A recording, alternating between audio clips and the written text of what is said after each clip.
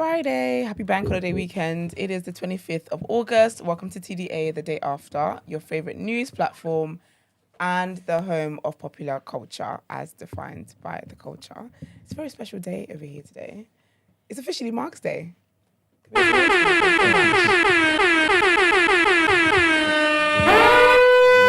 It's a tornado. No, that's like. What about the confetti thing? No. Oh, Yeah, no. Reborn. Okay. you had one alright. job. I thought it would have been It's a outdated shame. by now. Nah, sorry. Well, This is my first. birthday on the show. Yeah. It is. You were away last year. Mm-hmm. Oh, you happy spending it with us? Wouldn't have wanted to be anywhere else in the Love world. that. Correct. Ding, ding, ding, ding, ding. It's the right answer. Love that. Well, I mean, do you want to introduce yourself? Or... It's your boy, 6 foot plus of pure temptation. Big Mars from the east side of the bridge. Birthday boy in full effect. Period. It is your favorite shade queen, Martin Royalty. It's your boy, Big Man Use in the building. Happy birthday, Marks. Today I'll admit that you're better than Jay-Z. Good present. It's your girl Justine representing the Black Queens and the Queen. fitness scene. That's right. Happy birthday to my baby father.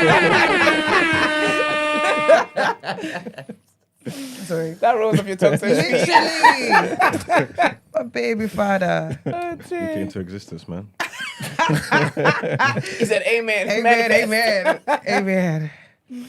And they call me E-Man, the pro-black activist, TDA producer, news analyst, melanin jam-packed. That's right. How's everyone doing today? Sitting on top of the world. No, not Period. really, but That's right. I know It's that's alright. right. this is one of the first days of my birthday. It's not been raining. Mm, Look at that. look at God. I've only That did it. is a manifestation of what your new year is going to be like. It's usually rains. Church, say amen. Amen. Thank you very Man. much. Yeah, no, it usually rains a lot on my birthday, but the weather looks like it's going to be decent today. So that's always a plus. That is definitely a plus. Especially your summer baby. So it's the, Imagine Glad being, the a heavens summer, on your imagine side. being a summer baby and it raining on your birthday. that's a That's sad sad. state of affairs. Do you know how sad? That's Like, a you're down. sad- You're down bad. That's a Like, sad state of No, affairs. but You it's actually like a thing. got to consult the heavens and what That's you did why I wrong. said maybe your sins have been cleansed. Yeah. There's something. 'Cause- Your skin is extra glowy and all sorts. There's something you made right. You made it right with the heavens. Yeah. Been You praying. made right Pray with God. Praise God. Yeah, exactly. Hallelujah. Hallelujah. Hallelujah. Period. That's because of Esther, my prayer sister. Love that. All right. So, question of the day for you guys. Wait, are you going to Carnival? Is it Carnival weekend? Yeah, It is Carnival weekend. Do you not partake in it? I'm not a carnival babe. No, I've never been. It's not my vibe. But never been once. No, baby. So this is something you don't even care to experience it. Huh? No. Because the older I get, the pretty more old for you, introverted so. I get. But And you the know, older I get, the more I can't do crowds. So if there was a time I should have gone, it's when you're it definitely younger. was when I was younger. But that's the thing, yeah, because I got in. I'm literally not in They two asked me minds. to be on a float. Yeah, but do you know what it is? One thing is, yeah, I would actually want to do a float there. And I feel like if I don't do it this year, I'm just never going to do it. Because after It's 2 this days year. away, Gina. No, I know. But I'm I'm going to do this year like we're I in know. January. But I've always wanted to do a float, yeah, just because.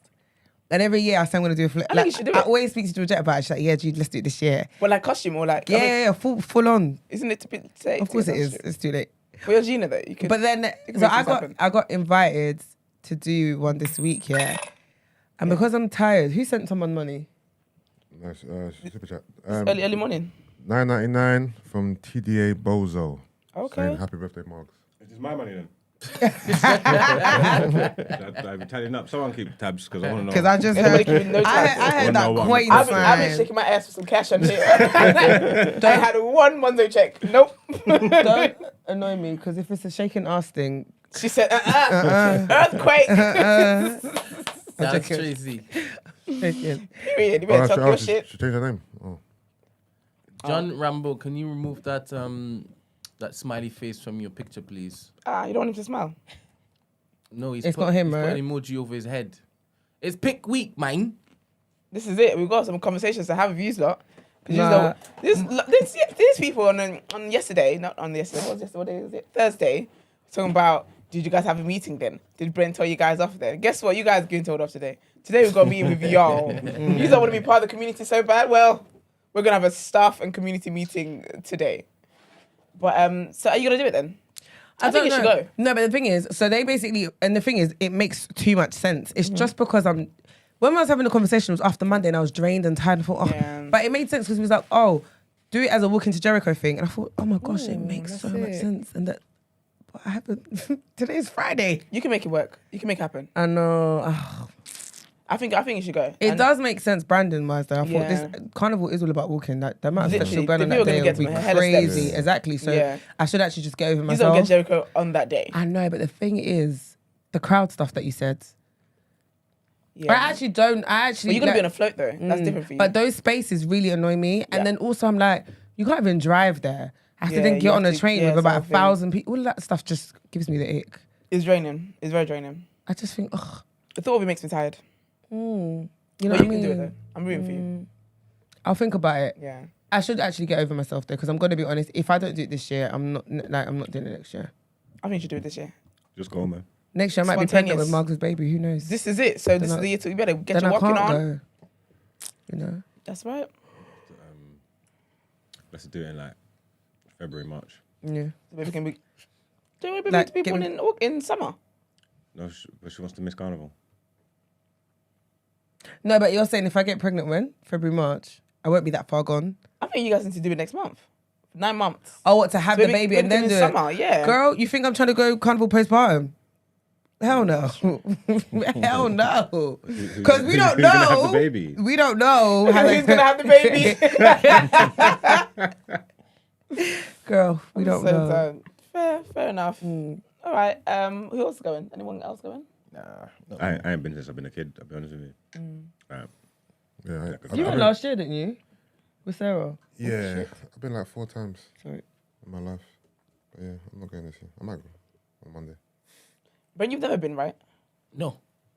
Are you a Carnival? Like, you're from Trini, innit? So, like, Trini Carnival, I've heard, is like one of the Do you know that I would do? most. Yeah, I've had friends who've gone and said Yeah, it's the that best I would experience do, of their life. interestingly Like, enough. literally.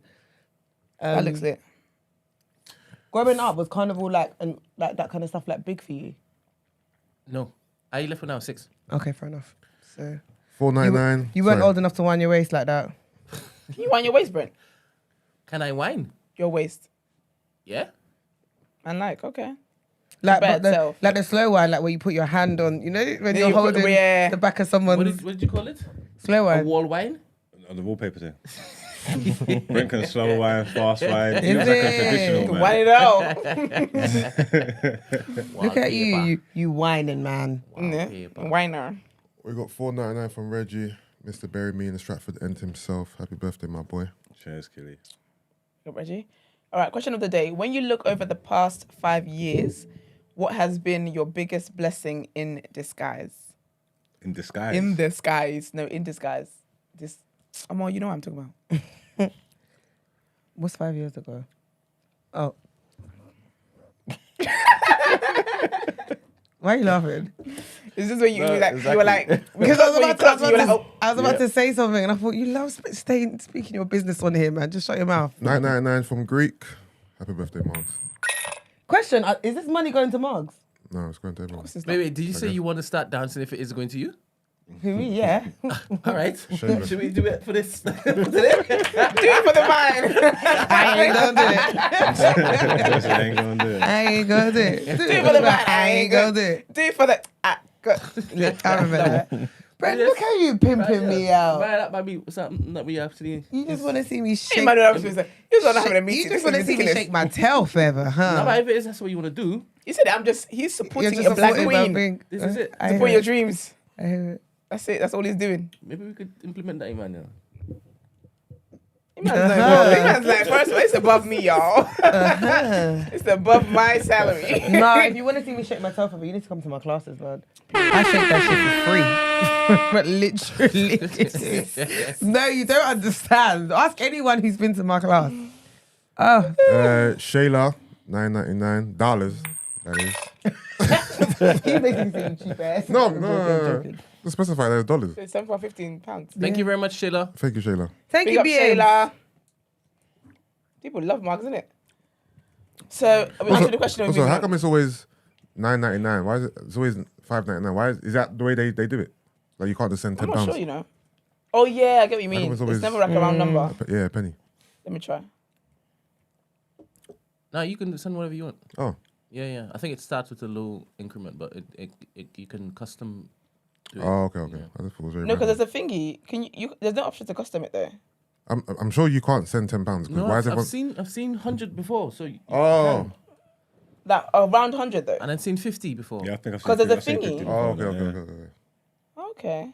So sorry, those two numbers were submitted by Greek and Tracy, the ballers. Chimps has never done that before, to be honest. No, he has. Done what? 100? No, 999. No, I'm talking No, about the it's numbers. Oh, you're talking about the hundreds? Oh, sorry. Those increments. First of are- all, Oh, okay, the okay. numbers why is that Shims in it? submitted. No, I'm just basically Firstly, Don't talking talk about my man like that.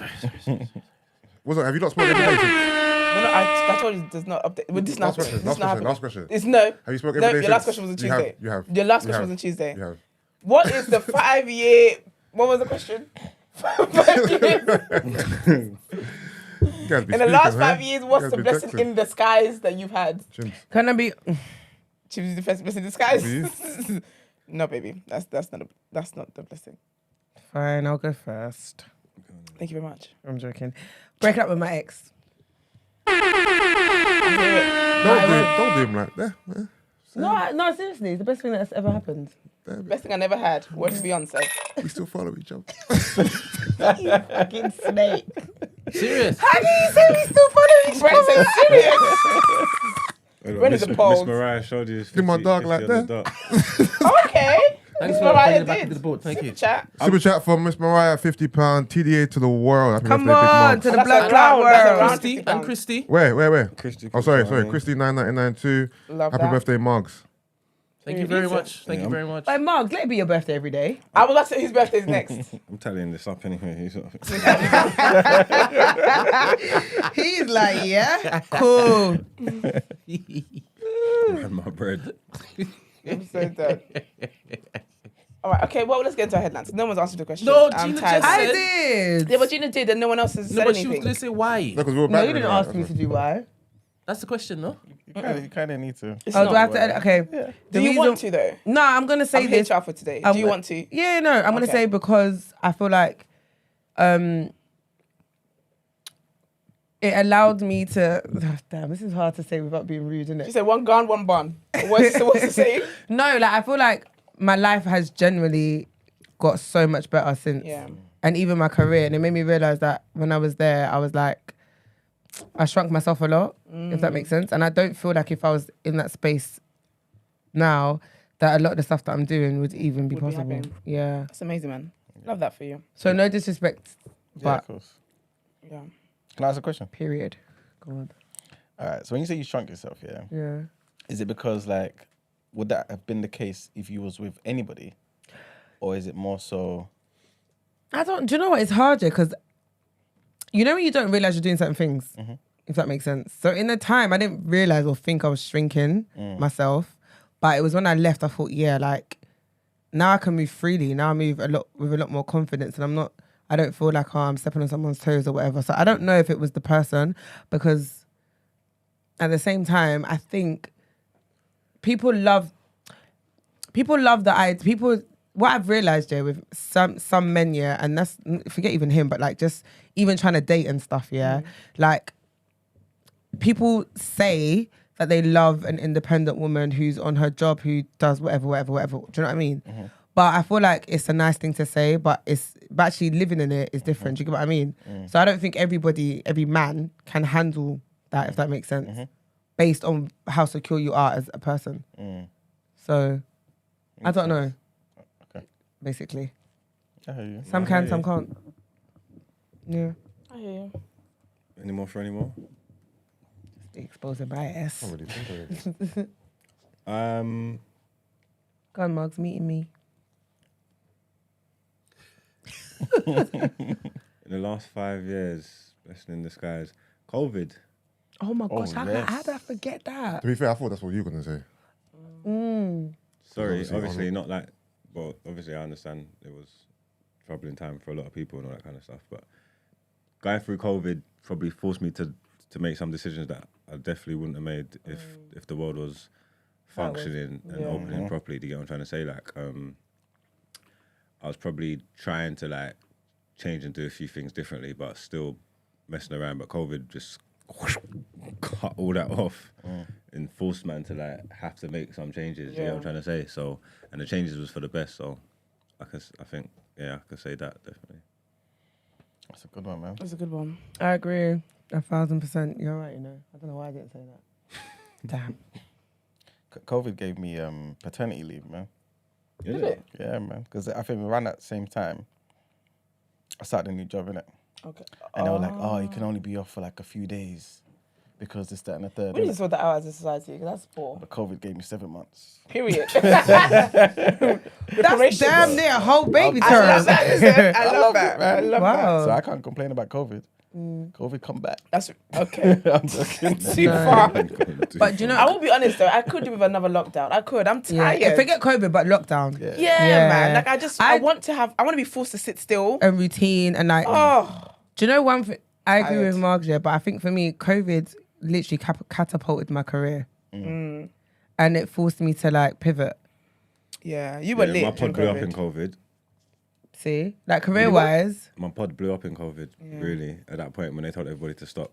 And we just carried on. Carried on, yeah. That was good. That's sick. Yeah, the great COVID, didn't it? Fucking hell, man. Was it only me suffering? I loved COVID. No, I I- fucking hate that shit. No, it's good, man. Nah. Do you know what also is Everybody's another? bad. You know what also is another one? Yeah, it's well, it actually has to be negative, innit? Because it's a Yeah. blessing in disguise. Okay, so Black Lives Matter, Yeah. George Floyd, all of that. Yeah. Again, career wise, right? Yeah. Because basically, a lot of brands and stuff had to like pull their finger out their ass and have to like. Mm. Do you know what I mean? Yeah, they and have to go and search they for black had people to to work actually with. go and Yeah, search for yeah. like black creators and black. Do you know what I mean? And it's like, There you were. and that's literally again, that led on to like career and do you know what I mean? Yeah. So yeah, that was another moment for me where I was like, That's oh, sick. I was going to say something else, but I don't. I feel like there's a potential that it could be misconstrued, so I don't want to.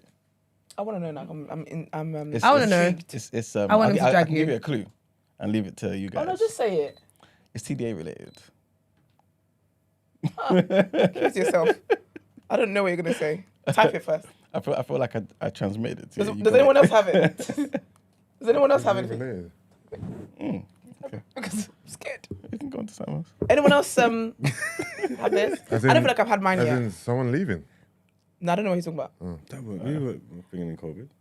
No, we didn't. We didn't start in COVID. I Oh, don't know yeah, what mine is it's yet. not You COVID know? related. I don't know what mine is yet. Oh. I'm currently living it. So ask me this in 2 years' 5 years? time.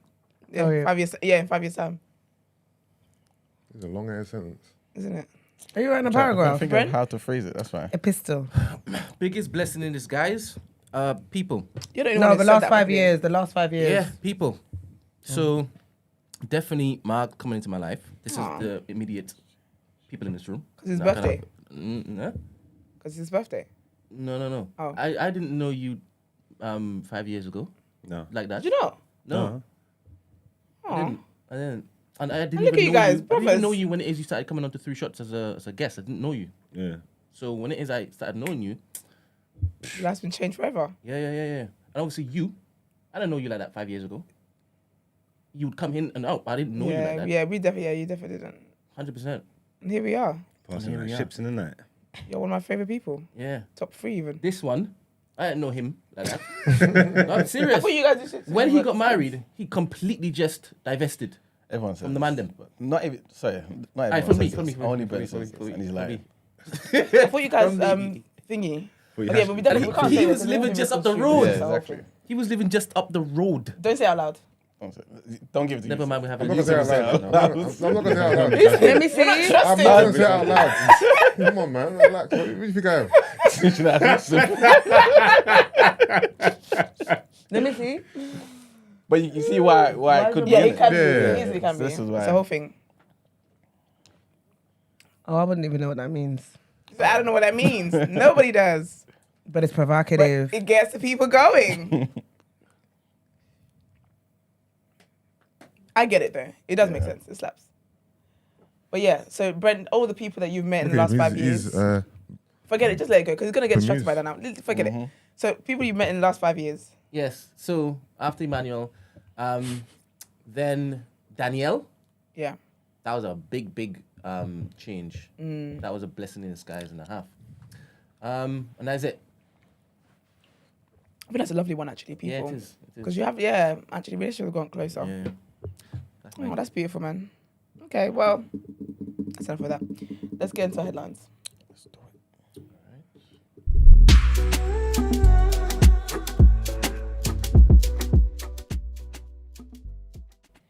All right, so our first headline. This is an update of what we reported on yesterday, and this is Vladimir Putin, man. He breaks his silence over Prigozhin's reported death. So, like I said, he's broken his silence over Yevgeny Prigozhin's reported death some 24 hours after the Wagner chief's private jet crashed. Russia's president said the head of the mercenary group was a talented person who made serious mistakes in life. Mr. Putin also sent condolences to the families of all 10 people who were said to be on board the plane that went down northwest of Moscow on Wednesday evening. However, he stopped short of explicitly confirming Prigozhin's death. From the moment the plane came down, there has been frenzied speculation about what caused the deadly crash and whether Prigozhin was indeed on board, as stated on the passenger list. At a briefing on Thursday, a Pentagon spokesperson said the US believed the Wagner chief was likely killed in the crash. Villagers near the crash site in the Tver region say they heard a loud bang before seeing a plane falling out of the sky. One of the theories being investigated is bomb was smuggled on board. This is what is suggested by Russian media. A US official told CBS News, the BBC's US partner, that the most likely cause appeared to be an explosion on board the aircraft. What caused the explosion was not known, although a bomb was one possibility, the officials added. Next headline is about Donald Trump, and the former president is to be booked on more than a dozen charges, all concerning his alleged efforts to overturn the 2020 election result in the state of Georgia. It's expected that Trump will have a mugshot taken. Riding in a motorcade, the US president has arrived at Fulton County Jail to surrender over criminal charges related to the 2020 election in Georgia. He will now be booked with his mugshot and fingerprints taken before being released on a $200,000 bond. Trump's car drove through the gates to the jail without him appearing in front of the media circus. Supporters and opponents waiting for him outside. His mugshot looks so funny. And he's He back looks on like Twitter now. Upset kid. Yeah, because his back was trending. I'm sure he's back on Twitter, isn't it? Yeah. I didn't even know. 'Cause I think, his back was trending. As in, not his back. His back. Oh, he's back. Okay. Yeah, it was trending, and it was to do with Trump. When I clicked on it, it was all Trump. That's what I think he came back and then he used his mugshot in like an email. And he sent it around to everyone on a mates. PR thing. I think he's gonna win. I think. He's gonna win. Well, I think he's gonna represent the Republicans. Yeah. I don't think he he's will. gonna. Oh, he's coming back. Yeah. Isn't he facing jail time? Is he in court? I think the indictment is. I think what's it for? I can't remember, but Is it for the whole riot thing that happened in the White House? Yeah, the Capitol. or the voting scandal thing. So he thinks it's bullshit. He thinks he's gonna be alright. So And he- the more he every went time from- they keep arresting him, he keeps getting more popular. But he wants to vote for president. He wants to run again for president. Yeah, he's doing it now. They're doing it now. There's campaign and stuff going on But you now. know, the first time was a fluke, right? I know he didn't mean to win. You would think I so. feel like it was innit? a joke that went too far, and he's like, "Well, I'm here now." You might need to give this man a bit more credit. No, I liked him though. No, if I'm gonna lie to you, though. I just didn't think he meant it. I really felt like he was something he said out of arrogance and like, "I'm going to run for president," and then he started making the things, and he's like, "All right," he's not deep in it, but next thing he has to actually go on campaigns, but he's still not. And I feel like when he won, he's thinking, "These fools, I actually won." Okay. Okay, you look like an angry kid that mum just said you're not allowed to get the chocolate. Crazy. What's it looking ass? If he wins again, yeah. That'd be mad. I feel like he will though. It doesn't seem because I did American politics at uni. We had a bet in my class, and I was the only one who was like that. He's going to win. And then when he won, I was like, see, I feel like he could win again. You know, it doesn't sound wild. To be fair, though, I feel like the Florida governor DeSantis. I feel like he has a lot more supporters than Trump at the moment. So I No, feel he like was the last vote that they done in. Actually, what was that? I can't remember what state it is, but he was kicking DeSantis' ass. oh, serious? Mm. Oh, wow. And you know what? It's one of those things where Where was it? I can't remember, but he's been cooking. You know? He's been working. I've been watching it a bit recently. He's been cooking. and you know those polls anyway. When they do those polls, it doesn't always reflect reality because some people lie when they get in the ballot box. Yeah, they get pulled what their heart really wants, and it's Trump. Yeah, I don't really know the difference because it depends. I suppose it would depend on what news you watch, the way that they'll deliver it to you. You get what I'm trying to say? Like, because if you're watching, if it's like the Democrats, they're just gonna paint them as a thing and chat shit. If the Republicans, they'll big him up, and you never really know the truth. You get me? It's always screwed. So I mean, like, it's always skewed kind of thing. But for as much people as chat shit about him and vilify him and whatnot, he's got a lot of supporters. 100%. That's the thing. Wait, this is Biden's first time, isn't it? He hasn't had a second. Yeah, but Biden. You need to leave, man. Biden, all that stuff with Ukraine and all that, and Hunter and the money and all that. It's all come out that like it was true, isn't it? Yeah. And Biden was taking peas and all that. Yikes. Crazy. To see it. But from when he was vice president and that. Crazy. That's wild. Crazy. That same thing that Trump accused him of doing, and he stood on the stand and said it's 100% not true, is like 100% true.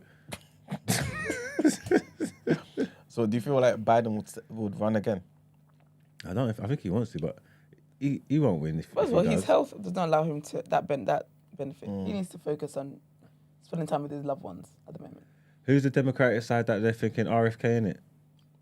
I'm not too sure, you know. Yeah, is it Robert Kennedy, is my man's nephew? Oh, is it? Yeah, I think he's cooking over there at the minute. Okay.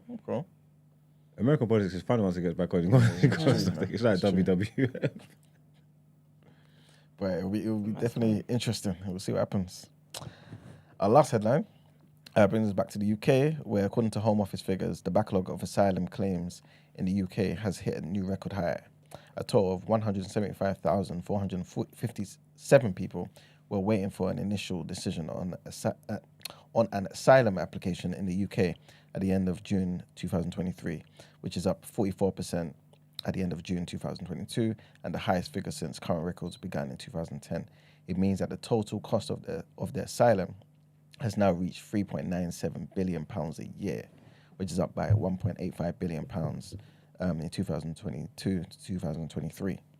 The Home Office says that the unacceptable number of people risking their lives coming to the UK via small boats across the Channel was placing an unprecedented strain on our asylum system. The government spokesperson said, "Our priority is to stop the boats, and our small boats operational command is working alongside our French partners and other agencies to disrupt the people smugglers." But according to the Migration Observatory, which is the department's figures show that only 41% of asylum seekers arrived by this route, down on the previous year when it was 45%, even though the overall number of applications rose. And that's it for the headlines. Lovely. Let's get into what you say in topic of the day.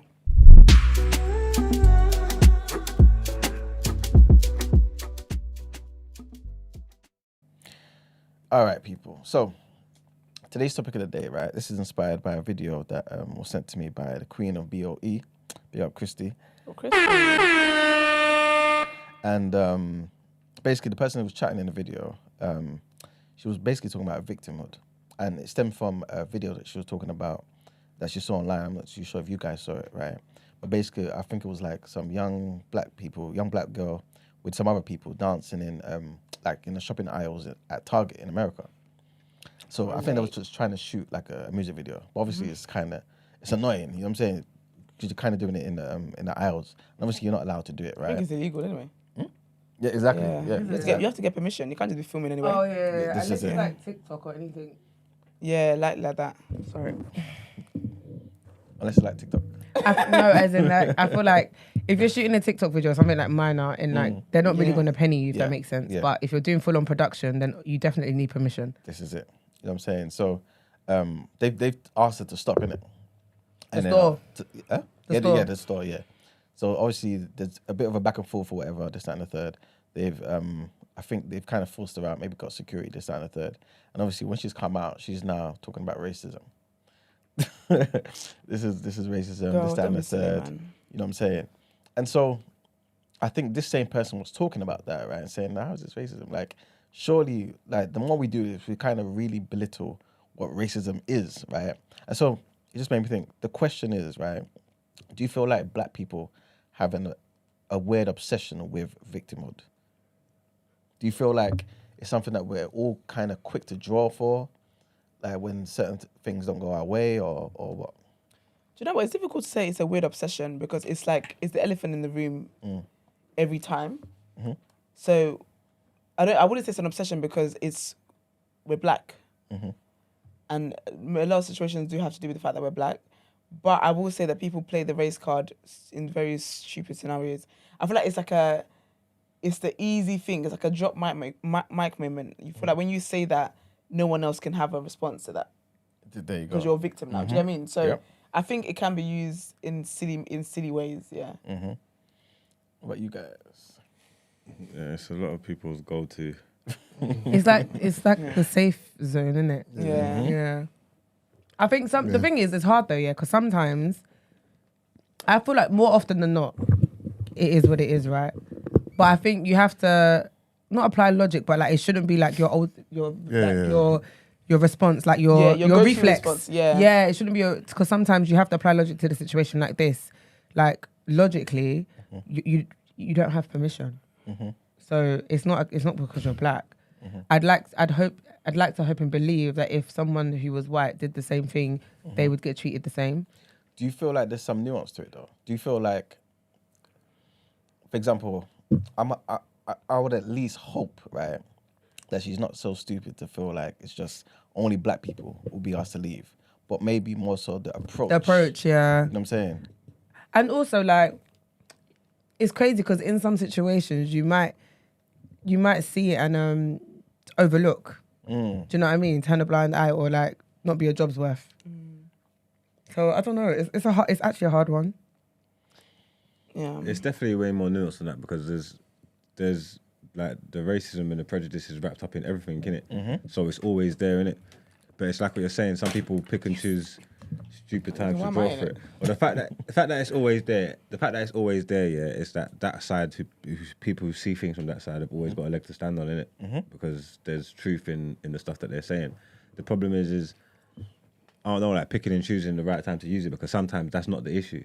That's not the issue. That's not the issue at hand, innit? Like, you know what I'm trying to say? Like, 'cause sometimes you do. It's like people always trying to do struggle Olympics. It takes away from the issue at hand. Like we're not saying it's not true, but it's slightly like the all lives matter shit. Do you get what I'm trying to say? Like we're not saying what you're saying is not true, but that's not the issue.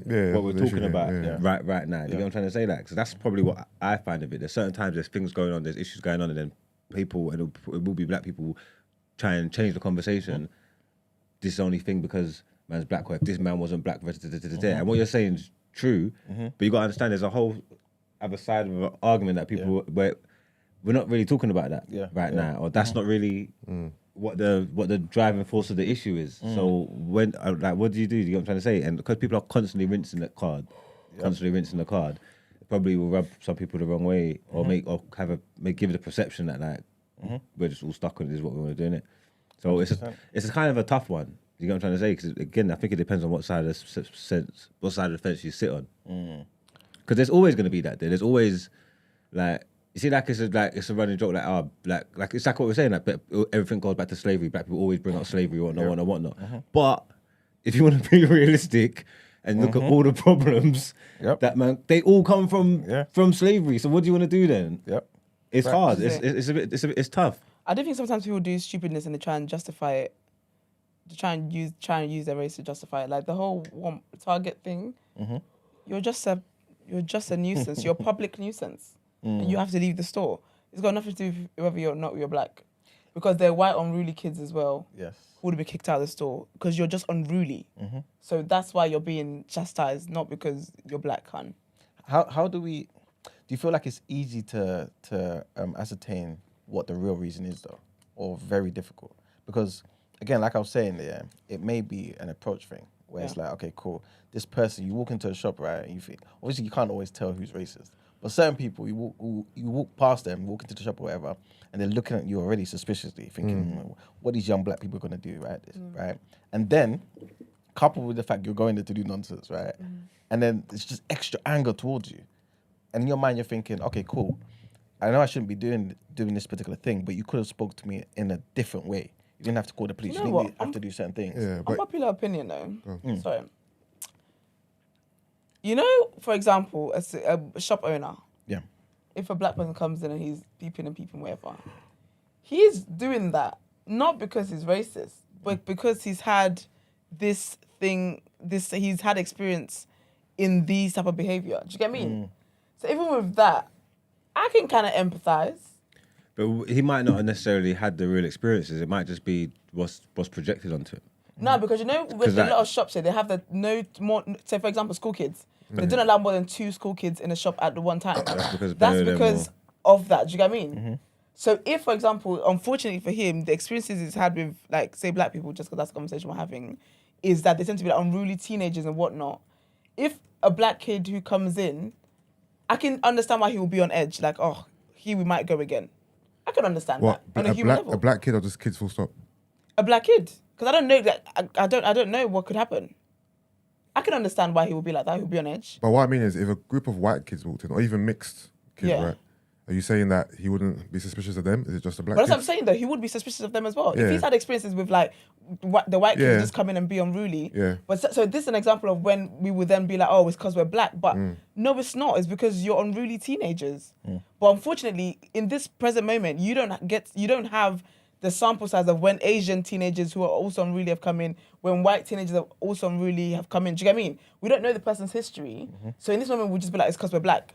But really, this man that owns the shop knows what he sees all the time. Yeah, but again, it probably speaks to something that he was talking about earlier. He probably does feel that way about all the school kids, Yeah. but just because of the way society and the Has- media's has projected, painted us. he's got Yeah. way Yeah. more vim for the black Yeah. kids. Black Yeah. kids, You know what I'm trying to say? Like, that it's, does make sense, yeah. it's totally different with the black youths. There's fear there. There's all these things that, and I'm saying it might not actually be his own personal His own personal experiences. experience, yeah. Yeah. That's Just fair. stuff that's been told, Yeah. stuff that I've seen, and That's I've valid, watched yeah. Top Boy, and I've heard the stories. Not I Top see. Boy. No, it's the facts though. I've seen all the things about the stabbing, but they ain't actually experienced none of it themselves. Yeah. Do you it's know just what they've though? heard. That's true. You're That right, is because you true. know, even like when they say like white women clutch their purse, like when like black And they cross the road. and they cross the road, but it's like, how many Yeah. of you have actually been attacked by it? Do you know what I mean? No, but it's probably. just this, It's just moral stigma. panic. Yeah, that's true.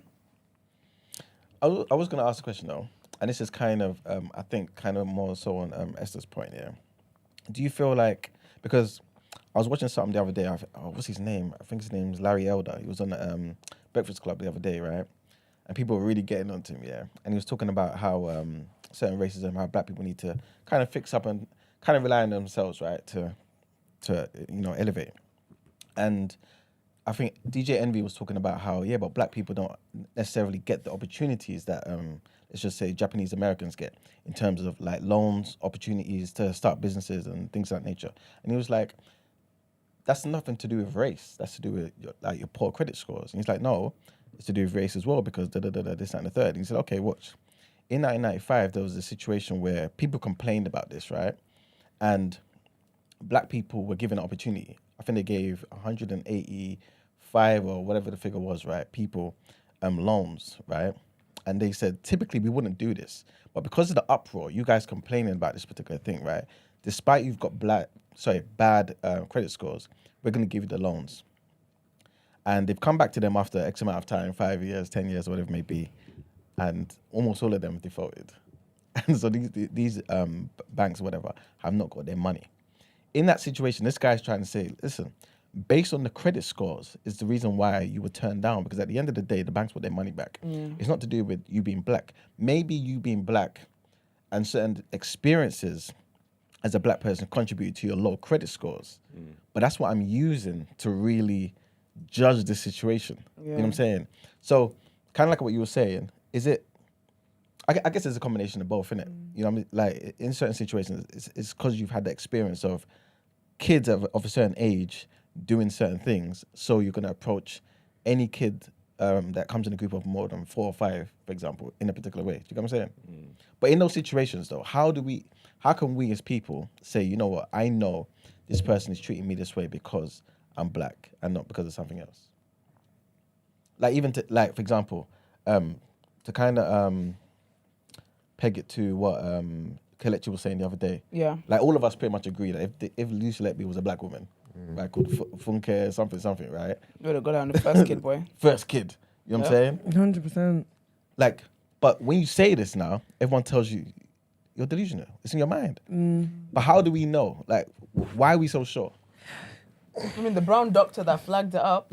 Yeah. Do you mean that he's a senior doctor? Like, I would never go over that. He's a senior doctor at the hospital, and his job was threatened because a nurse over a nurse that was killing babies. Nurse, you know. Do you know what I mean? So that's like a case in point. But also when we look at like how it is that black people are in their places of work, they can't be free.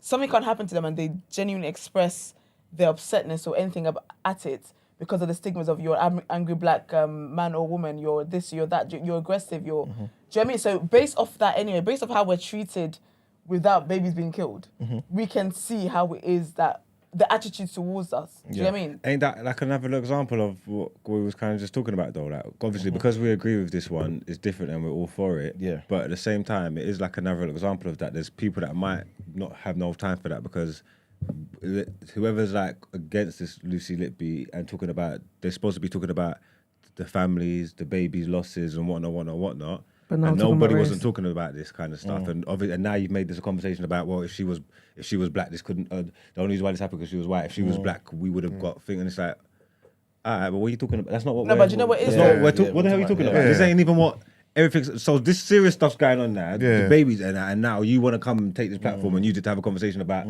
black and whites. And But you know what? This is not what we're talking But about. the conversation about her whiteness though came about because people were talking about how innocent she looks because. Essentially, the papers and stuff and all the media stuff were praising.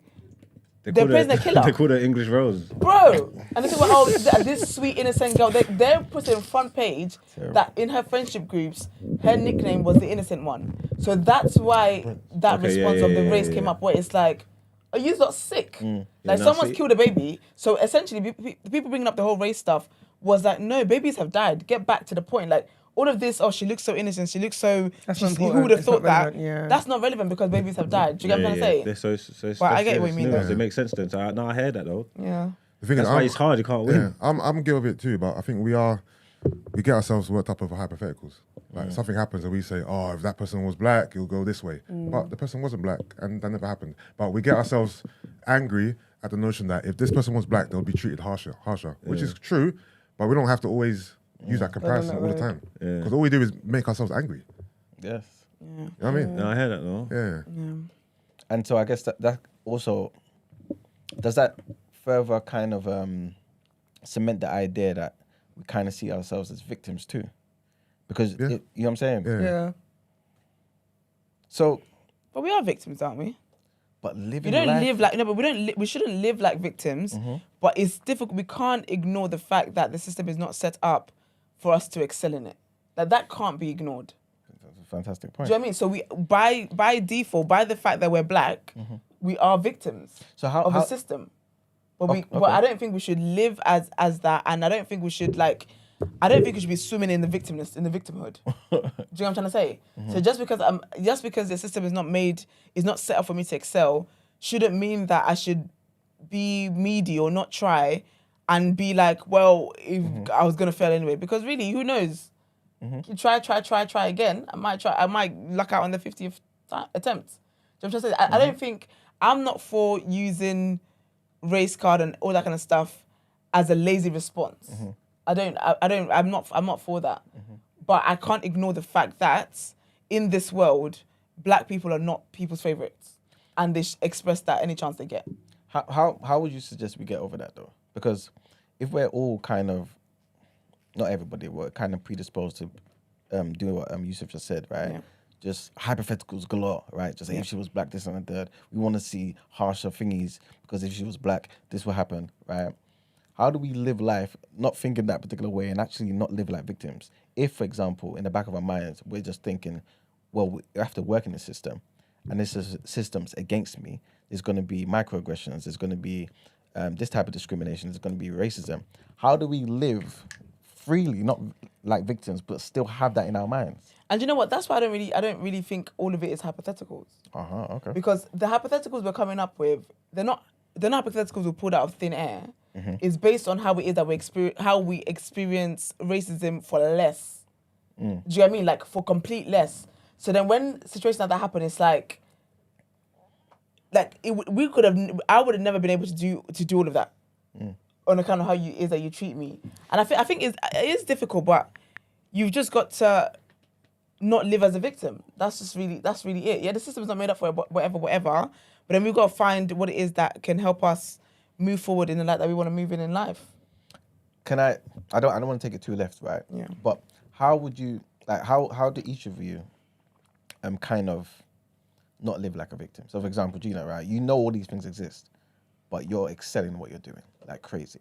How are you able to kind of compartmentalize that reality but still, you know what I'm saying, thrive? Because it is what it is. There's not much I can do about it. I can't change my race. Do you get what I mean? So it's like, I just have to, it's annoying in a sense where I would obviously love to not have to work twice as hard or like prove myself in comparison to like my peers that are not my race. But I know what I want in it. And for me, as long as I try and do like what I need to do, then I leave the rest up to God. Do you get what I mean? Like, I can't work, that's not within my control. Yeah. And I can't focus on things that are not within my control. It's so pointless. I can't.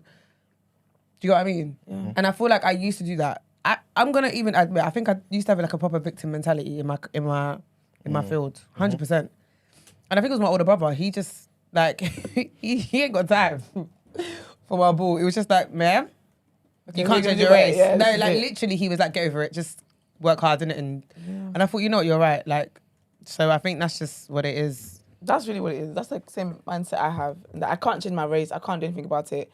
If I'm somewhere I feel like my race is, like I'm being overlooked because of my race, then I'll change places and I will just keep changing places until I find somewhere where I'm not that. But also I just leave a lot of things to God anyway. Like, it doesn't matter who, nobody, not a single damn soul on this earth can ever stand in the way of what it is that God's planned for me. Do you know what I mean? And I just live that way. It's difficult. It definitely is difficult because people experience in different degrees. But you can't change your race. Like Gina said, you can't change your race. So you just have to figure out what it is that works for you. Do you know what also I live by as well, yeah? The whole be so good they can't ignore you. Yeah. Like, I literally live by that. So for me, it's like, do you know what? What is within my control is how good I am at my job. Yeah. So let me take all my energy and frustrations into that and get to a place where regardless of whether you like black people or not, you can't deny that I'm the shit. And yeah. I agree with you, but if I was to say that now, I feel like there's so many black people who say, yeah, but still. No, of course. You know what I'm saying? No, and that's why it's like, why should I even have to like, there is that argument 100%, do you get what I mean? Like, why should I even have to like, You it's have unfair. But like, my dear, like, There's nothing you can do do you get about what it. I You have mean? to. It's like, I can't change my race. But not only that though, I mean it also in the sense of, like, some people just say, well, you can try as hard as you want, be the very best, but because you're black, you just won't get There's there. like a ceiling. Yeah. Do you believe that though? Do you believe that across the board, certain things, or not at all? I think some things, yeah. I can't deny that I can't deny that does exist. 100%. Because, do you know what I mean? Because the world is so vast. There's so many black people in different spaces. I've heard of like so many black people's experiences in the workplace that blows my mind. It would be ignorant of me to say a definite, no, I don't believe that. Do you know what I mean? Just because I haven't been exposed to that or I haven't experienced that myself. I do believe there are people who honestly are really, really like held back by things. But also believe that there are people where even if they were given all the opportunities, you're lazy. You're lazy. You don't have discipline and you're not going to be able to make something out of anything that was given to you anyway. So I feel like for those people, they get to mask their inabilities under the race card because it's easy to do that. When really actually you actually put in the effort in. Again, like Gina was saying about be so good they can't ignore you. Are you actually good? Are you working to get better? This is it. Do you know what I mean? Or are you just meaty and then throwing it under, well, I'm not getting the promotion because I'm black? No. You do a bad job. Right? They haven't fired you because you're black and they need you on a diversity quota. Do you know what I mean? So I feel like there is that people, because I hear a lot of people use race and I'm just like, yeah, but the things that are available to you, you haven't done anything with them. So you're telling me that if you could be Prime Minister, you would be Prime Minister? Yeah. BFFR. Flipping landlords of the No, I was going to say, for me, I don't really think about it too tough, to be fair. I think I just live my life, I brush it off, because black people are successful. right? We're thriving in many aspects of life. So I'm not leaving my house every day thinking, oh, woe is me because I'm black. No, black people are thriving everywhere, right? Yep. So it's not even I don't even think about it because I'm confident in myself and my abilities. I don't really think, oh, this is not happening because I'm black. If I don't get something, I think it's because of me, my characteristics, my knowledge, experience, whatever. I don't draw for the race card really. I never really have. That stuff still happens. I don't know if it's changed or not. I watched a show about being black in Britain and that, and they were saying that like the undertones and the racism and the prejudice is stronger here. You get what I'm trying to say, like than it is in America. And you don't see that because obviously you think that the people are treated better and stuff like that, But there's more opportunities for black people in America that like to be like, I don't know, generals or made the judges or something like that, or in positions of power in it. Yeah. Whereas over here we still like the people got more freedom, but in the institutions where it's at like the top judges, the top lawyers, the people that actually make the decisions, there's no black people there. Like whatsoever. You know what I'm trying to say? And they're not gonna get there in it. So black people are successful, but it's like it's still managed to it's still capped in it to a certain level because you can't be anything you want over here. And do you know what? That's what annoys me about this country is that the racism is so like passive. Yeah. It's packaged so well, isn't it? difficult to prove It's packaged so well. It's like it's so difficult to prove it. Do you know what I mean? And then so like you know that the things they're doing are like mini microaggressions that are like poking you over time is building up. But when it comes to like explaining to somebody, they're like, yeah, but they were just asking about your hair. Yeah, but do you know what I mean? So like it's like it opens so many. It just allows all sorts of gaslighting to go on, but it definitely is capped. Because even if you look at like the statistics of like, I know people then throw the whole but we only make up what is it? We make up 10%, 5%, 2%, 3.5%. Do you know what I mean? Like I get that, but then still, when you think of the number of people that have studied in that sector, the numbers are very scarce. Because like you said about BLM, the way all the companies were scrambling to have one black person in the top. But the thing is, when you look at the lower level positions, hella black people. So what would you prefer then? Because obviously, like we look at America, or I look at America and see that the way black people's treated, the way the police treat them and all that and stuff like that. And I think I don't want no parts of that. Yeah. But even as a black person, whether it's a token gesture or truth, whatever, a black person can wake up, do the right things, and say that I want to be prime minister, I want to be the head of the Supreme Court justice or whatever, and go and do it. Try and make it work. You get what I'm trying to say, kind of thing. We've seen examples of it. Yeah. But again, over here, we're treated probably way better, like I'm saying, the general public and stuff like that. But if you waking up a dream saying I want to be prime minister, or they're not even attainable. They're not possible, innit? Yeah. So which one's better though? I think America's not a real place. I think probably here. It's a social experiment. I don't. So I'll always pick out over here. here. No disrespect to Americans, but just the stuff that happens there, I'm traumatized for y'all. The way black people are killed in America. Oh. Yeah, over no, nothing, man. I didn't want to be seeing that. I'm not saying it can't happen here, but it doesn't happen here. So I guess there's a compromise there, isn't it? And I think that's the thing. I think if it was in America with no guns, it'll be different. Then I feel like I can wait. I can do that. But like you were saying, the way they get killed for nothing, just for merely existing. Yeah. That for me, nothing. Yeah, I guess it's probably I'd rather have less opportunities here than be over there and my life be at risk to a greater level. Literally, I might not even wake up to get the opportunity tomorrow. But when we think about it here, though, black people. Because think about it as well, the culture, of. So yesterday they announced the Love Is Blind hosts, and I forgot, to be fair, that the US one or the US one. I haven't watched the Japanese one. It is like a married couple and whatnot, And it's Emma Willis. The man and woman. Yeah, they're psychologists. But the ones in the UK one is Emma Willis and her husband, right? But when I saw Emma Willis, I didn't even know she had a husband. I'll be honest with you. Who is Emma Willis? You've seen her Big Brother girl. That does the Big Brother. Goes to White girl with the brown hair. Yeah, short hair. So when I saw, I was like, one thing about the UK, I was like, you people are just gonna recycle the same damn talents. Well, it's not really cycle. I guess it's half recycled because her husband's in it now, which is lovely. Congratulations, them. They've got a new baby and all sorts. That's great. But that's the thing, because think about it, like in the UK media spaces, when it comes to black people, it's one at a time, One at a time. When they feel like, you're too old now, someone fresh and new's come, then we'll usher in the next black. It's never like a multitude of black. Yet Ant and Dec have been winning the same awards for the past 30 years. How old are those guys? Cleaning up all the shows, bro. Do you know there was a year they didn't even work because one of them was alcoholic and whatnot? Yeah. They still want the award. I said, they didn't even work this year. How are they just getting it by default? Do you get me? So when you think about stuff like that, think there's a lot of black people in the media space.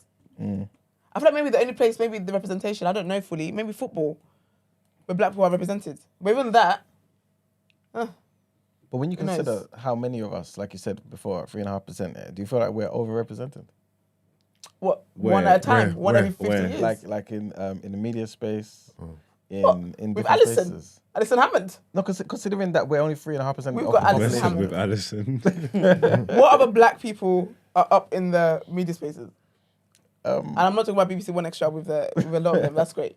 But still, AJ? still, No, he's saying based on the fact that we're only 3%. the country, Yeah. the country would feel like we're her addition mean overrepresented. that this is it. Like the country on a whole, Well, because it Oh, makes sense. basing it Yeah, percentage-wise. based on percentages. Nah. the amount of black people they put on the TV, More yeah, than one. the amount of black people they put on the TV, especially Yeah. because of since, like you're saying, the BLM and the diversity things. So I think this country, this Great Britain here, would feel like we're overrepresented, and we probably are, because the TV is more like London, if that makes sense. Yeah.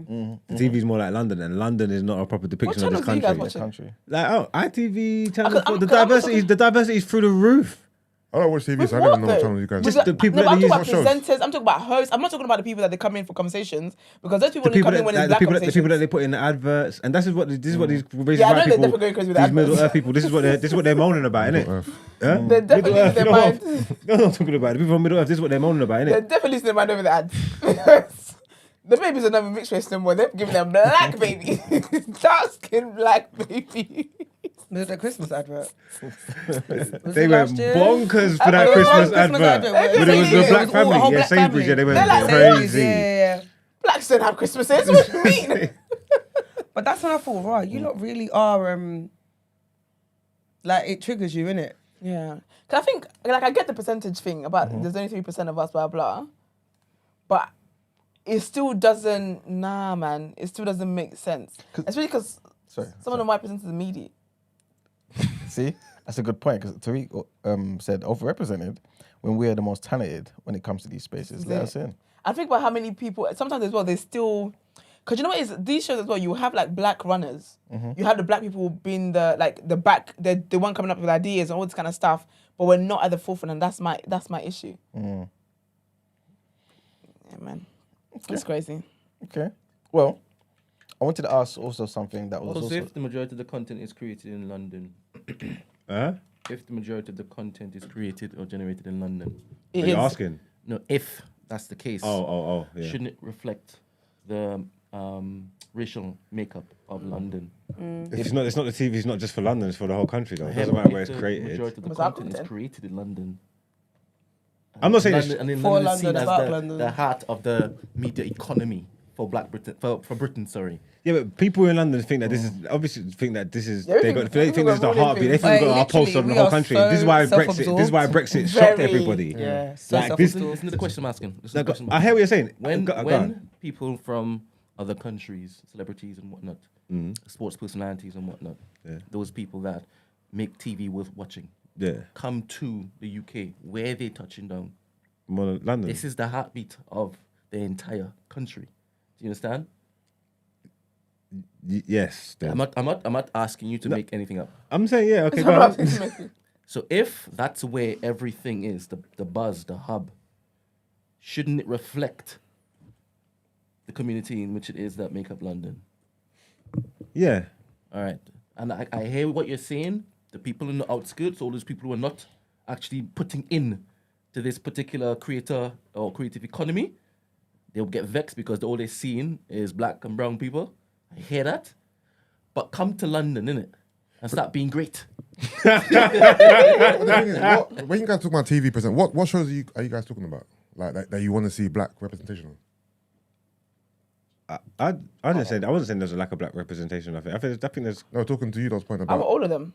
All of them. Because think about that time we had dead ass. Think about when we had that what was it called? Was it Black and Breakfast?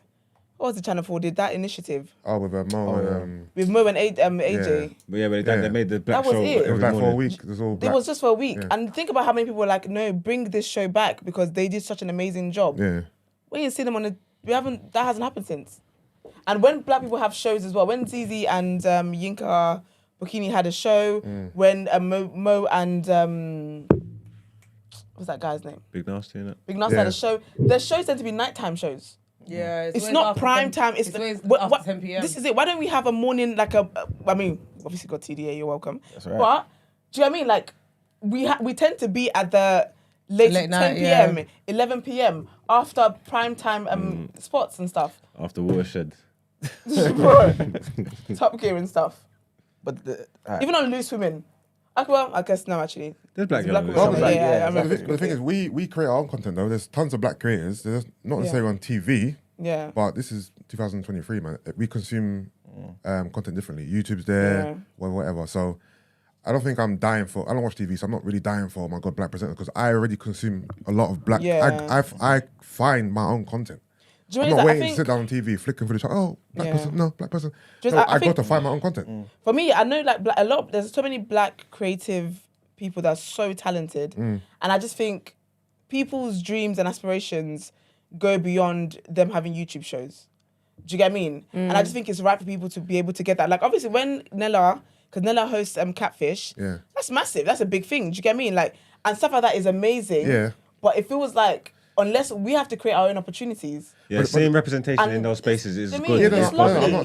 I'm not saying representation there isn't good, right? But is it because you guys feel like TV is the epitome of success? So if you're not on TV, then your show's not successful. You know how much money people make from YouTube? Yeah, no, I don't think it's that if you're not on TV, it's not a success. It's that Some people obviously wanna be on TV, though. things are changing, innit? Yeah, so Yeah. we've got internet, we can consume all Yeah. that stuff and all that. But obviously, some of us, especially from our generation, we've still got that mentality of terrestrial TV. Yeah. These things, like we're saying, we know about radio. We know what's prime time and what's not prime time, innit? So it's like to have black people on them slots do things that we know are good or perceived as like up there. To have people of color in those places, there is something in it for us that's good to representation, because then you can see yourself in it. So you see, like, to know that you're part of the place You're part of where the you're culture living of and the stuff like that. land. You're part of the country. Like it is necessary. But you know another thing as well. Sorry, babe. Sorry. No, go. Because another thing is that it's not all about like money as well. It's the status and notoriety that comes with being on TV. Like having a YouTube show, yeah, of course it's great and stuff, and you can be making millions and whatever.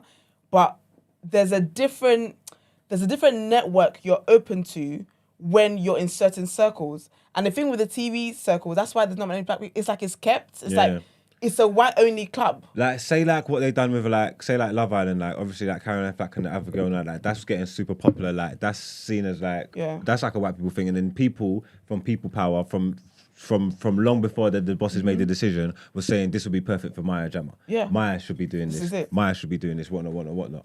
And obviously that's just something that people go around saying, like the Idris and Bond thing or whatever. But people was going around saying it, and then the fact that they made it happen, Was and sick. then we've seen it and it works. And like, you know what I'm trying to say? That she's representing properly. That is stuff, it. that's good. That's good for people to see, isn't it? To show that, like, right, we are the same. There's equal footing. It can happen. I think them kind of things are necessary. Because Maya's been making sorry, man. Maya's been making money. Like Maya came from radio. Like she's been successful at what she does. But her net worth now, her network, her circle now is different. Like it's different. She is an ITV presenter for one of the biggest shows in the country. It's different now. It opens you up to a whole other life. Do you know what I mean? I just think there's so many people that are so talented and put so much into this country in terms of content and whatnot. They deserve their flowers. Do you know what I mean? It's not just one week when it's Black History. Black History, the only time we see all the black talent praised. And it's always interesting because the friends I have that work in that industry, they're always like, it's so interesting because you don't know that they know any talent exists until it's Black History Month is coming. Then it's like, oh, we've been following your content. We absolutely love it. It's like, oh, do you? They don't. Because when other things have come up and other opportunities have come up that I would have been good for, you didn't think about that. And once October's done, you're not hearing from them again until next June when they start scrambling last minute. Night, Do you know what I mean? have you seen with the stuff to see? Look, this is a good example. This might be a decent example. Have you seen the stuff that's going on with Daniel Sturridge on Sky and that? No, what is it? Obviously, they've been introducing him to Sky. He's been doing too much, and then people are There's too much. Oh, I saw one clip of him singing. Usher and that to Roy Keane and all that, and saying that, let me keep it real with your boy and do some funny American accents doing this thing. And obviously, there's people that are chatting shit. they're not liking it, innit? Yeah. And obviously, when they're white people expressing themselves, people are saying these are just racist. Like they're just racist, boom, boom, boom. And obviously, it's right messenger. I mean, right message, wrong messenger. Because I'm telling you now, I don't want to see none of Sturridge's foolishness. I'm not racist or nothing like that. As in you prefer him to act. I'm not ready for this. Because Sturridge has been himself. Yeah, I know, but they should get someone else then. Because Mika Richards. Wait. I think we're talking about, so you're saying because Mika Richards acts more white. No, because Mika Richards acts himself. Mika Richards is loud and all these things. He laughs. Wait, so what's the issue with Daniel Sturridge then? He's like he's doing foolishness. He speaks all the American accents. Man, I'm watching Sky Sports. Man singing. Like, yes, girl. Like you know that yes right yes girl yes right. It's like it's some show pony thing like that take man for some puppy show. I don't want to see all this fuckery. Like you know what I'm saying? I want real broadcasting. Yeah, like I just like brother, and I'm just trying to say. So what then? I feel. So that's gonna be sound like the white people. basically, you sound like the man right now. we used to be a country. This country used to be great. That's all I know. That is all I know. Question. So, if Sturridge was on a show with black presenters and it was presented as a black sports show, you'd be cool with the way he's acting? Nah. You wouldn't? Nah. So what? So the fact that he's singing, he's being comedic. It feels forced. It feels like too much. I know they want to keep it young and keep it changed, but I just feel like it's.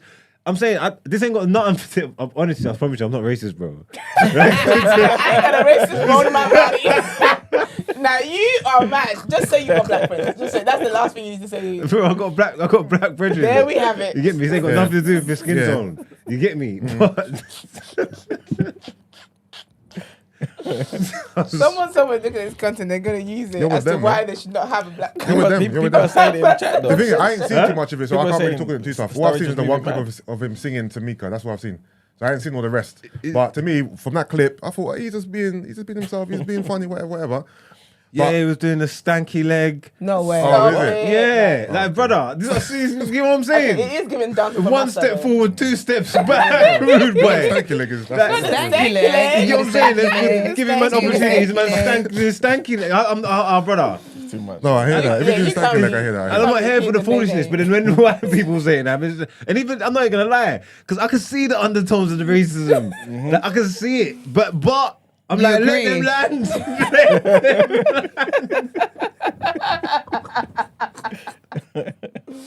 Oh, it's fucked up, man. Hold on. So would you say he's acting black by doing those things? Because he's mimicking black culture, right? The stanky leg, all the mannerisms. He's mimicking black people, isn't it?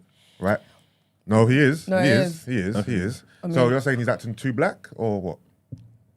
Nah, There's because a time and a place. The time and the place for Read it? the room. Read the room. It's not professional. So is it or acting what? white or is it just acting professional? But What is it? because Mika Richards carries himself right, he's professional. He's saying he's acting white. I don't see Mika I acting don't think right. Mika Richards acts white. I think Mika acts himself. I said to you, do you want him to act more like Mika Richards? Is what I said.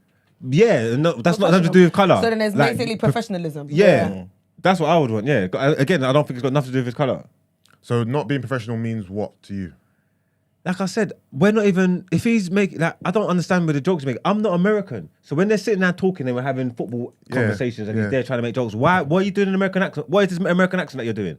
What are we? I don't get it.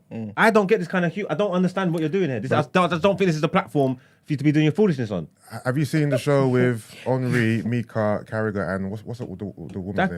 That's quality. That show. Have you watched that show before? You Yeah. see the amount of bats they do. They do accents. They do all types of stuff. Yeah, but there's it's done in good taste. I love that show.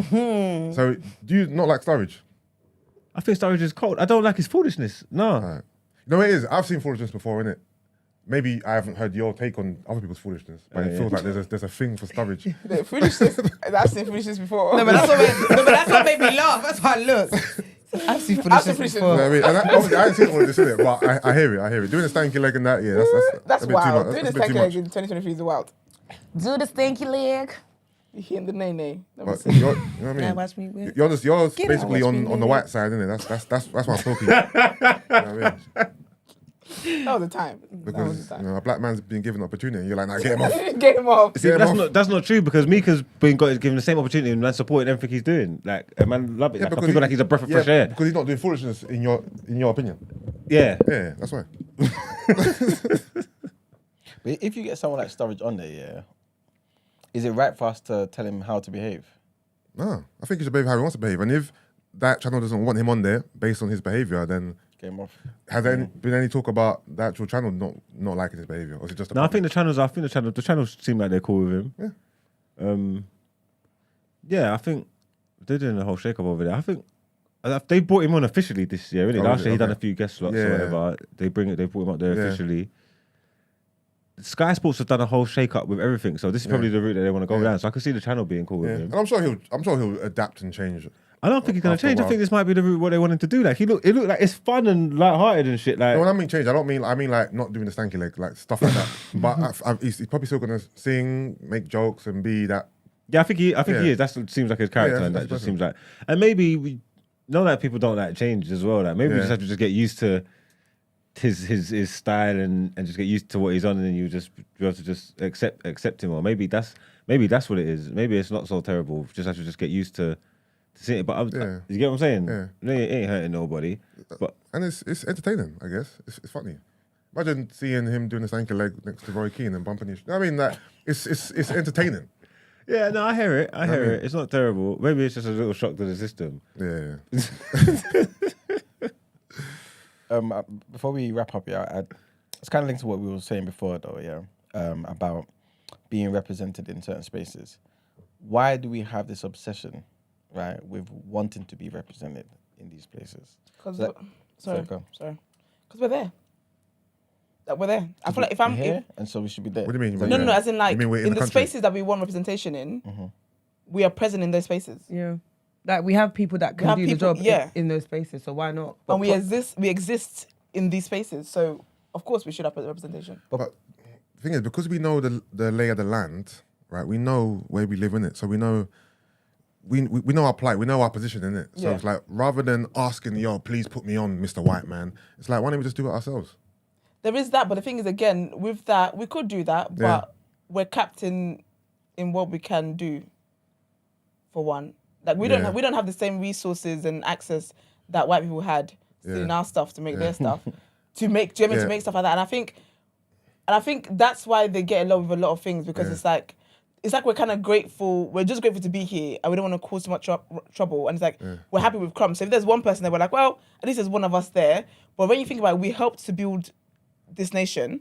Furthermore, anyway, if we look at the media space anyway, a lot of the trending thing comes from us. So why shouldn't we be there? Do you think this happens across the board? Because, for example, Mark, do you feel like there's a lack of black representation in sports media? Not sports media. There's a lack of black I think representation in coaching and shit. Is a lack? Yeah. I know within coaching and stuff like that. But in terms of media-wise, I think there's. So is it more morning TV, and is it more like Good Morning Britain and those proper shows that are actually being marketed to just white Britain, as opposed to what I mean? I don't think. I think it's just more speak to like the opportunities. Like if they because you got to think about things that would necessarily shock you. So like they brought X Factor back, and they knew X Factor was. You know what X Factor is? That's Saturday night. That's prime time. That's massive. I can't think of something. If they gave it to a black guy or a black girl that we knew, we'd be like, rah. You know what I'm trying to say? Like it wouldn't be the norm. You know what I'm trying to say? Like to that. So the thing that the establishments, Strictly Come Dancing, X Factor, or like just the things in our life that we know are proper. If you gave the leads to black people, that would be pretty shocking, innit? Or not to a certain extent, it'd be surprising. And I'm saying it shouldn't be. You know, like, it needs to make certain things the norm. If they got rid of Ant and Dec, bro, and gave flipping who wants to, I'm a celebrity, get me out of here, to fucking Nasty and Mo Gilligan, that'd be lit. would be like, what on earth? We feel like you're in the upside down place. Upside down. Yeah.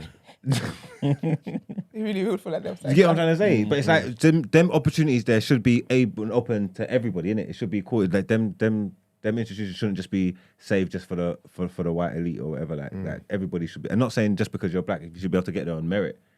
Don't get me wrong. But that's why I always had that dumb argument about I'd love to see Idris B. Bond. Yeah. Just because of what James Bond is to society and what he means to people. Just the fake character, what it represents. If I saw my man there, that would be like, that's cold. That would show, I know it sounds stupid, but in my mind, that would show like progression. Yeah. Do you get what I'm trying to say? I mean, look how we felt when flipping Halle Bailey was Ariel. Do you get me? And then look at how much hate and stuff she got from a mermaid. Yeah, but it's Because again, we don't have a... Think about... In the film industry, there's a lot of black people there and whatnot. But that was representation.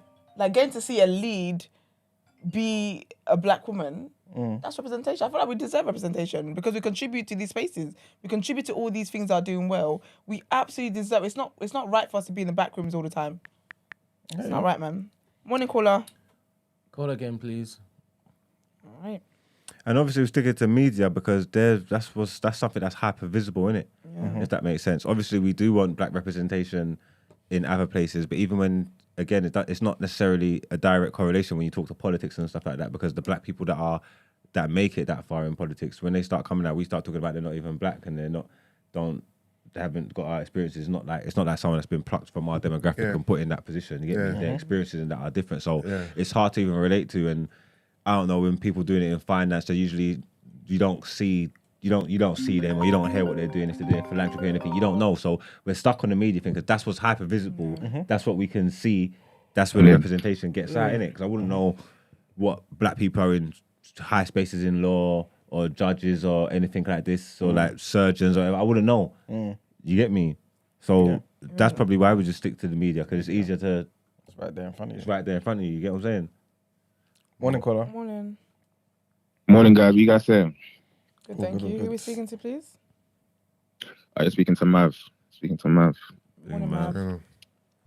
Morning. I think multiple things can be true, you know. Like, I think, yes, that the cards are stacked against us and, you know, racism, the structures, role is there. We can't ignore it. But I think at the same time, that's not a bad excuse for you not to try. That there's a lot of things in life that are like the way that we don't want it to, but that we don't just throw our hands up and give up. Do you know what I'm saying?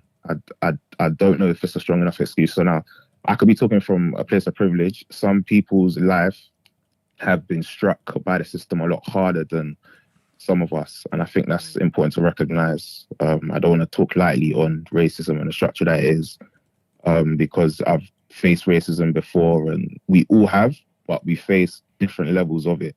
And that could paint your approach and your attitude towards it. So I think that's important. We don't have one monolith black experience. And in terms of the percentage, the 3% in London or whatever, and we shouldn't occupy, like, we occupy an overwhelming amount of the prison population, but no one wants to talk about only 3%. And only comes up when it's that elements of like economic growth or like job, money. Then we want to talk about, well, only 3%. There's not too many of us, blah, blah, blah, blah, blah. I think the way the UK has made it possible for us to occupy so many cherished places in the prisons across the nation, I think similar can be put towards putting a little bit of money in our pockets. Because let's be real, the ceiling that we have, and it's not even that high. Like, people aren't asking for much, really. Like, no one's running around to be multi-millionaires and all of these kind of things. The majority of the race are just asking to just have a fair shot or just live. Do you know what I'm saying? Like, there's a difference between like working, living, and thriving. Like, a lot of us don't know what it is to thrive, or at least the thriving that is different. Is our counterparts are doing, and their understanding of thriving. So I think, yeah, man, like we should still try. And what's his name? Daniel Sturridge is a waste man. Like, that guy's a waste. Yeah, man. I don't know what his problem is. I think Sky Sports are using him as their response to the new sports media, like the colour sports media, and, you know, like the Americanized Stephen A. Smith, Shannon Sharp, that kind of thing, and Katie Abdo and on CBS. Sky Sports are trying to say, you know, like, we got this is our guy, this is our kind of clown, and he's playing up to it. Like, all the accents and that, all of this definitely stuff. shucking and jiving, boy. Hold on. When you say he's our type of clown, are you saying that Stephen A. Smith and Shannon Sharp are clowns, or no? I didn't say that. No, I'm asking.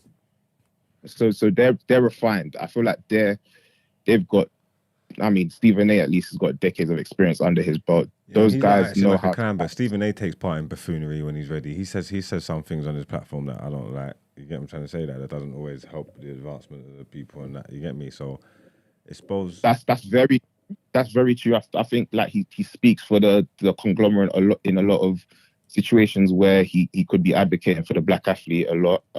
Him and a lot of other people as well, Shaquille O'Neal and all of these guys, Charles Barkley, etc. These guys are like known coons, but like they're at a different place in terms of their sports media, I would say, than we are. And unfortunately, I feel like we have to deal with the Daniel Sturridges before we get to a place where we've got so much variety. We can talk about the coons and the good ones and the annoying ones and all of this stuff. But there's been quite a few black guys who've been in media and they've done well, right? Ian Wright. Who? keep going. The list is Oh, a no. long list. No, I'm thinking. I'm like, right, Ian Wright's where it stops now. Ian No, Wright, who's that what's guy? his face, man? Who's the guy? What's his name? Oh, Barnes. light skin. No, the one who used to play for Spurs. What's his name? Jenis. Jermaine Genius. We had. Guys aren't see, level. now you- No, there's more than them. There's more. It's not. They just Help put. me They out, just help me use out, these help me man. Lineker. Help me out. Huh? Lineker's not black. No, help me out. All right, cool. Let's put a list of 5. You can. Ian Wright, Jermaine Genius. Yeah. Mika Richards. Mika Richards. Henri. He's not British, but he's black. Yeah, go on then. Yeah. Henri. Then Henri. Henri. He's terrible, but You think Henri's terrible? he's getting better. But what punditry? Yeah. And he's Cool. that CBS thing's helping him because. Alright. But he is terrible, man. That's Henri's fine. bad. I'm sure BBC got. Oh, what's his name, man? Don't go. What Garth Cooks and them man there. No, Garth? forget Garth. Who's the one that used to play for Crystal Palace back in the day? Light skin dog. Sinclair. They got Sinclair. He got in trouble. No, it wasn't Sinclair. Who's the other one, man? He's on Match of the Day a lot. See, I can't remember their names, but their faces are on my head. The Barlid. No, not Barled, man. He's looks like Colin Jackson. Yeah, I'm talking about soft guy. Anyway, Man's big. Oh, man. brain freeze. But yeah, brain freeze. See, because they rotate the same guys and them and they are prominent. Say that Jenis gets jobs. Obviously, Rio Ferdinand's out there. Rio again. Whatnot. Yeah. It seems like there's a lot of them, but then just now when you try to wheel them off, and Yeah, but because I can't remember doesn't mean that they no, ain't but it's out like there though. top tier. Okay, look, top tier. There's Righty, there's Yeah. Mika, Yeah. and it's probably Rio. Yeah. Yeah, like top tier, like let's have it right. Yeah. Yeah. That can talk to the Nevilles, Carragher's. You know what? You're right. Gary Lineker's he's got black in him though. He isn't. He doesn't. But Yeah, he does. he does. He counts, man. A little bit. Give him. Oh my days. Nah, I'm messing up. Man. No, There's not a lot of them, but then how many of them are actually trying? I suppose it's whether That's the thing. you get me. With those things like saying that the representation's there, how many of them are trying and not being let into the spaces? Do you know? Say like with the thing with the management and all that, obviously. But then again, there's black men that you know are trying that are not getting opportunities. Yeah. You get me? But Then you have to think though, like, do some of these guys even want to get to the levels of Carragher and whatever and Gary Lineker? Like, do they just want to do the little here and there and that's it? Maybe they don't really care for all of that. innit? Mark Bright. Come on, man. So 6. yeah, no. But if you're in that field, I'm guessing you would have ambitions to get to the top of it. You think that, but like I don't know, like you're retired, you got your family and that, and you probably got other businesses and stuff to take care of. Maybe you don't want the glory of that industry like the others that didn't have your life. Like maybe you don't. Maybe enough is just talking and demanding about the sport and the games and sharing your opinions or whatever, and that might just sweet you. You know what I'm saying? Like that. To be fair, like sitting down and being disgruntled and saying, there's only X amount of people here. This is the society we live in, doom and gloom, and just that's it. Forget life and not bother with anything is shit. Like you have to do both. Understand that's wrong, and still do your thing, man. And whatever happens, happens. Like some people are delusional, and the delusional ones kind of they get the best results because they understand the cards are stacked against them, but they still go hard like it's not. And that pays dividends, man. I can't lie. That pays dividends. Sometimes being too woke can hurt you. Can hurt you, man. All right then. Thanks Yeah, for the call, appreciate it, man. man. Appreciate it, man.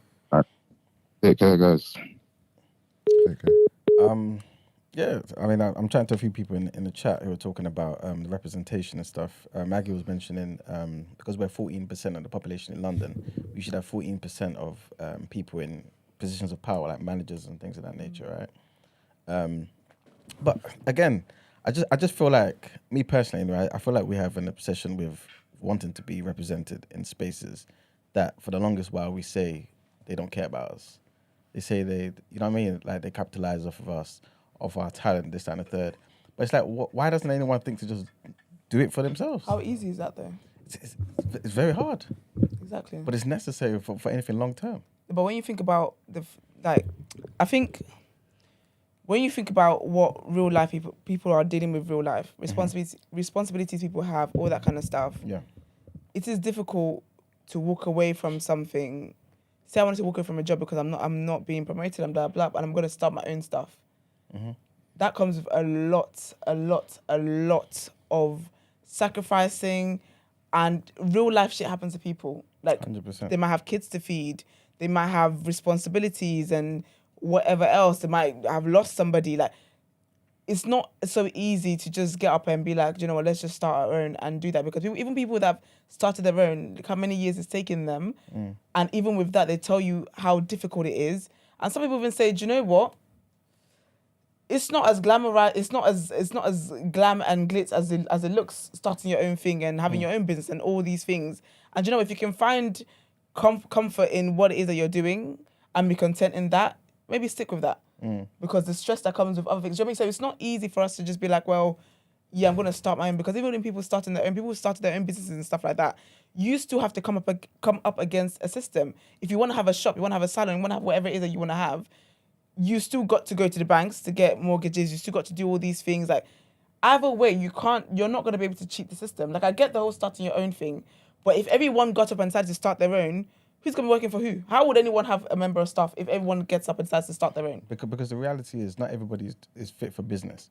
But those of us who are good for business should start our own businesses. And they do, though. Yeah, but the more we do it, then the more, like, we can work for ourselves. We can do certain things for self. Like, we're too wanting to be, like, everywhere. But you know where you're not wanted. And no, I but you know just what don't it get is, it. though? It's what you've said, though. Sorry, caller. It's the mindset. The This is people it, that this is think the like problem. you, who think, do you know what, let's do for ourselves, let's start our own, they're doing that. And like you just said, not everybody can do that. Do you get what I mean?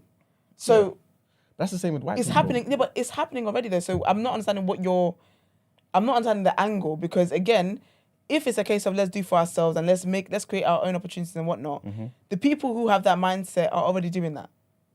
Not enough people. But the other people don't have the mindset then. That's why they're not doing it. No. Some people have the mindset, but they're scared or they just want to Or be. they don't have the resources for that. We're missing the but- most vital part. They don't have the resources for it. I'm going to come back to that. It's only because the caller's waiting. Oh yeah, morning caller. Morning caller. Morning, it's Maggie from the comments. Hello, Morning, Maggie. How You are right, you? babe? Good morning. Morning, thanks everyone. I just wanted to call in regarding just the earlier comment around like victimhood and like black people feel like victims. I feel like the oppressor has convinced us that to be victims is almost like a bad thing, because if there's no victim, then there's no crime. They don't have to pay us reparations. They don't have to take accountability for what they do. So rather than thinking about us as victims, we should think about us as survivors. So I think about like our ancestors, even our parents, what they had to endure when they first came to this country. They survived all of that and they continue to thrive. Also, the point Emmanuel made about representation. I don't care if we are represented for just the sake of optics. I'm more interested in power, money, compensation. So I think about in the corporate spaces, companies will talk about, oh, we have 20% ethnic minorities within our organization. How many of those people are in leadership roles? How many of those people are decision makers? And me working in a corporate space, I know the barriers that they put in place to stop people like me progressing. So I was promoted to head of department in my previous role. They said I had to do a leadership course. I said, okay, that's fine. Why do I have to do it and no one else has? They couldn't give me an answer. They couldn't articulate why. So I ended up not doing it. And that's what I'm saying. That's what I'm saying. These barriers that are put in place to stop us from progressing. And my final point is we need to stop thinking that we're asking for charity. We're not. We're asking for things that already are ours. Literally. That's it. We're asking for things that are already ours. Is that what you said? No, yeah, because we contributed to these things that exist. We have ownership to these things. They just chose not to give it to us. But that doesn't mean that we should then entertain their theft and be like, okay, well, they don't want to give it to us. That's okay. Then we won't ask. It's not a thing where it's not a favor. It's not gifts. It's things that people have worked for and contributed towards, and they want that in there. You know what the thing is, right? Are you so even like with sport? Are you telling me that there are just so no qualified Black coaches, managers? There's people that can't be owners of like clubs. Look at in America, haven't a bunch of Black people, rich people, been trying to buy like one of the major like football clubs, and the fact that they're being kept out from buying it, even though they have the funds and the money. That's what I'm saying. This is not charity work. I'm not asking you to give me a handout. I'm saying basically remove the barriers. Let's have an even playing field, and then we can all play together. That's all we're saying. So basically begging. Not begging. I'm saying let's take it. Anyway, okay. No. Because Maggie, yeah, I like when you said let's take it. But when you're saying this is all semantics, man. No, all of this is no, but you know all you're saying right now is rooted in ego. Because why is it begging? No, but why is it begging? Why is asking for representation somewhere? Why are we saying that as begging? Because the tone of begging is like it's degrading. It has a degrading tone to it. But that's not degrading. Because we need to have that degrading tone to it sometimes, so we can understand who we are. No. Because when why you say, Maggie? When you say begging, it's sorry. Go ahead. No, go on. No, I'm just saying, when you say begging, it's in the area of charity. Like, I'm doing this for you. I'm giving this to you. It's a favor. So when I say, so for instance, I go back to my example. I was promoted into a position that I was overqualified for. I should have been in already. For me demanding, okay, that this is where I should be. That's not me begging. That's me taking what should have been mine anyway. How are you taking it again, Maggie? Sorry, say it again, please. So for me, challenging, why did I have to do this additional course? That was me saying, no, like I'm not going to do it. But I still was said I deserve to be in that position, that role. That's what I'm saying. But I think sometimes when we put words out like victim, don't be in your victimhood, don't be begging, don't be asking for charity. It's not charity. It's not begging if you're asking for things that you are owed, that you are deserving of. And I think sometimes we need to move away from that in terms of like, no, I should be here. I need to be here. I'm going to take up space. I think my mentality is more so I don't ask for something that's mine. I take it. And so my situation is... So how are you going to take it in a corporate setting? How would you do that? You create your own. What would be the difference? You create your own. You create your own. Because not all of us are no, it's not unrealistic. Do you know why? Because all of us are in here living what is that realism. All of us here. When we're talking about TMB, nobody's here trying to apply for BBC presenter. Nobody here is doing that. But what are we doing on the side? Creating. But what are we doing on the side? That's what I'm saying. That's life. That's life. Everyone does stuff on the side. It's not a black thing. It's everybody thing. Yeah, but that life bit on the side needs to pay the mortgage, needs to pay the bills, needs to pay the rent. Yes, so either way, you're still I'm doing the same thing. The oppressor that you're saying you need to be taking, wherever you're taking from them, you're still going to end up working for them while you're trying to build your own thing. Yes, so but I have to understand that I don't want to be here, and I'm not going to beg to be here.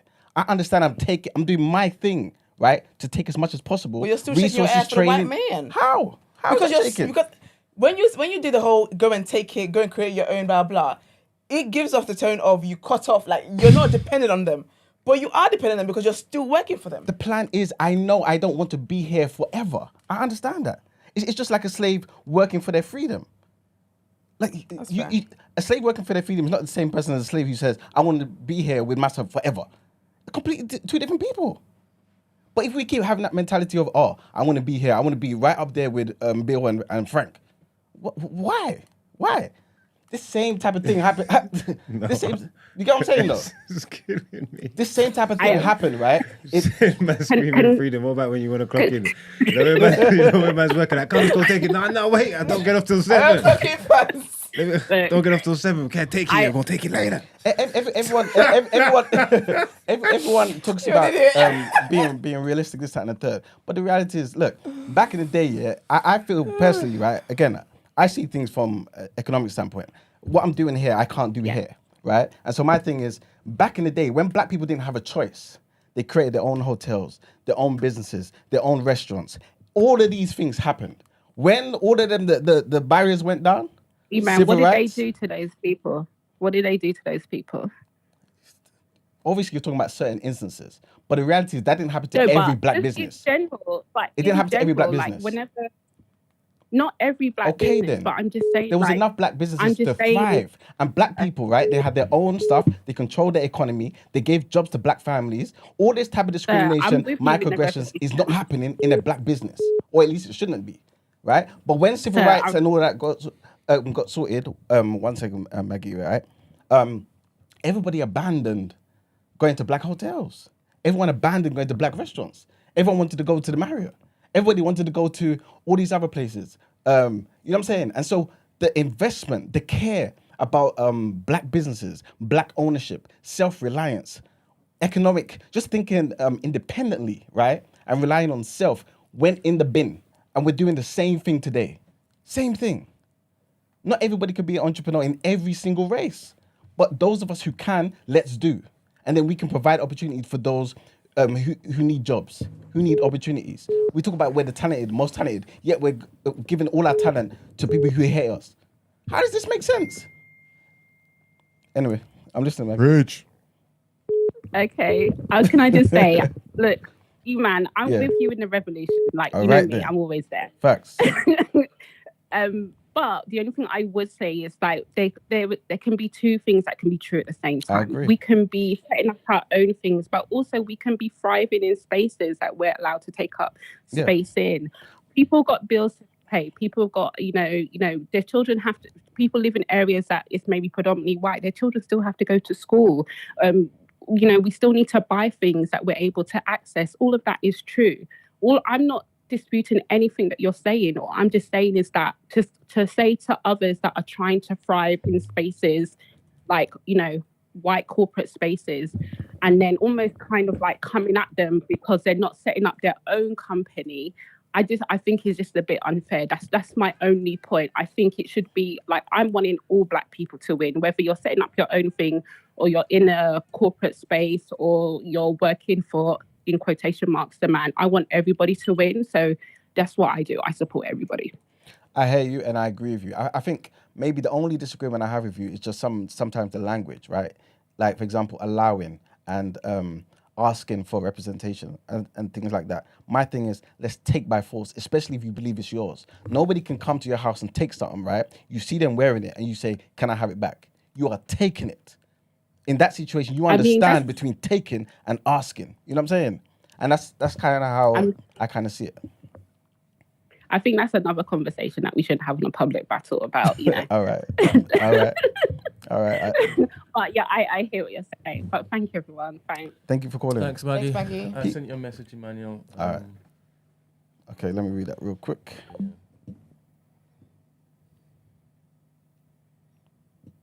I enjoy all these call-ins, by the way. I didn't mean to.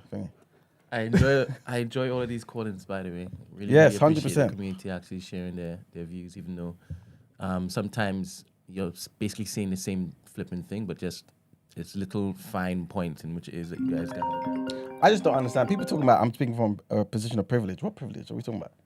What privilege? You're speaking about a piece of privilege because White man you gave think this- no. gave me this? It's not nothing to do with the white man. Okay. This is all you, boy. But it's like the way you think is the way you think, but you're expecting everyone else to think the way you think, and that's wait. That's the place of privilege. Though. That's what it is because you're moving as though everyone can be an entrepreneur. Everyone can take these steps to make things their own. Yeah. There's people who have dreams and stuff, but because of the reality of their life, they have to sacrifice their dreams, and unfortunately, that's a difficult pill they have to swallow for the rest of their lives, that they can't achieve what it is they want to achieve because of circumstances that are above them. So that's what people mean by the privilege. You get what I mean? Okay. And that's Not from the white man. Fantastic. That's a good point. But what I'm trying to say to you is that same point applies to every single race, every single demographic. There is only 1% of white people, of Asian people, whatever type of races that's out there, right? That can be great entrepreneurs. I'm saying let's support those entrepreneurs. Let's at least develop that mindset where it's like, cool, let's go and support those entrepreneurs. Because the more we do, the more we'll have better prices, better services, more of everything that we kind of dream about. You know what I'm saying? Instead of going into white space and saying, oh, we need more black people here. Why? I don't need to see black people here. I don't need to go to bloody Odeon. I want to see black something.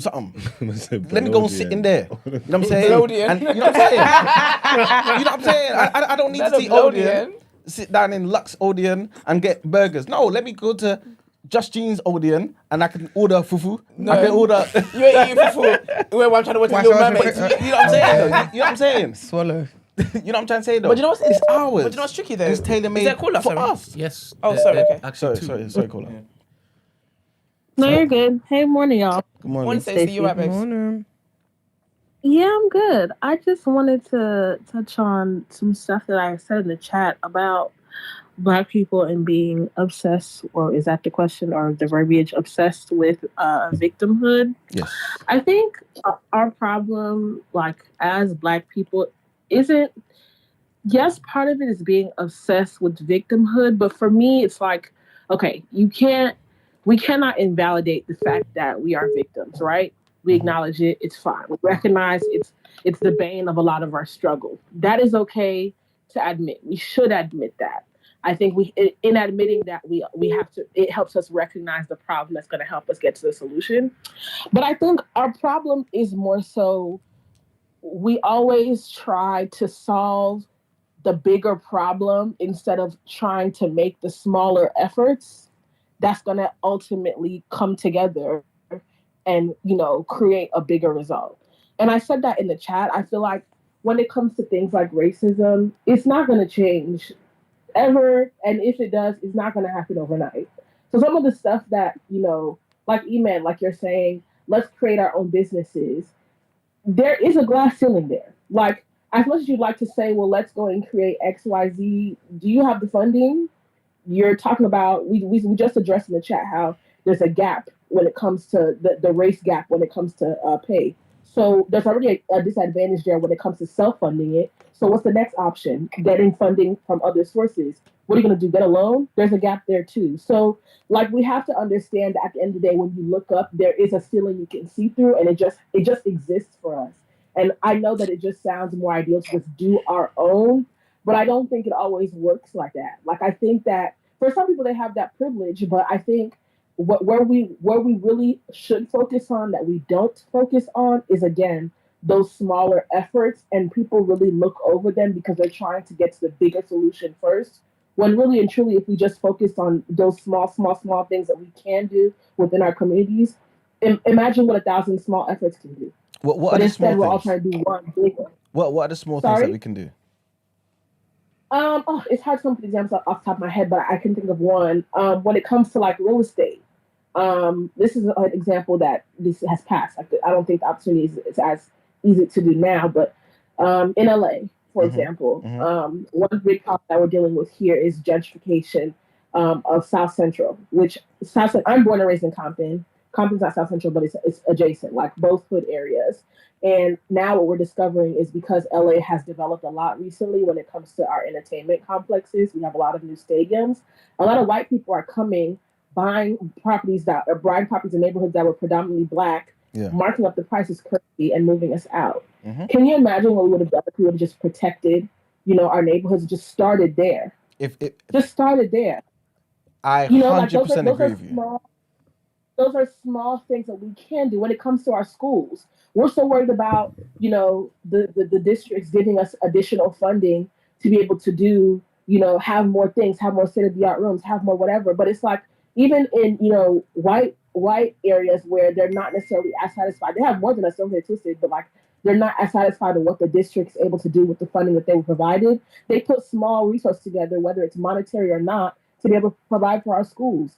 How many celebrities do we have that we see them wear Birkins and designer every day? Isn't that just to give small money to their home districts to be able to create these new facilities, these new whatevers? Hold our people accountable and just do small little efforts that in turn will create bigger impacts. But no, we're so worried about pressing the district, relying on the government. Like it's never going to happen that way.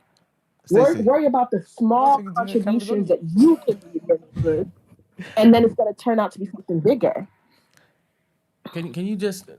You're saying the same thing. Can you just articulate that you're saying the same thing? I was just about to say that too. Yeah. I was just about. I wasn't doing this to disagree. I was basically saying, Stacey, we are saying the same thing.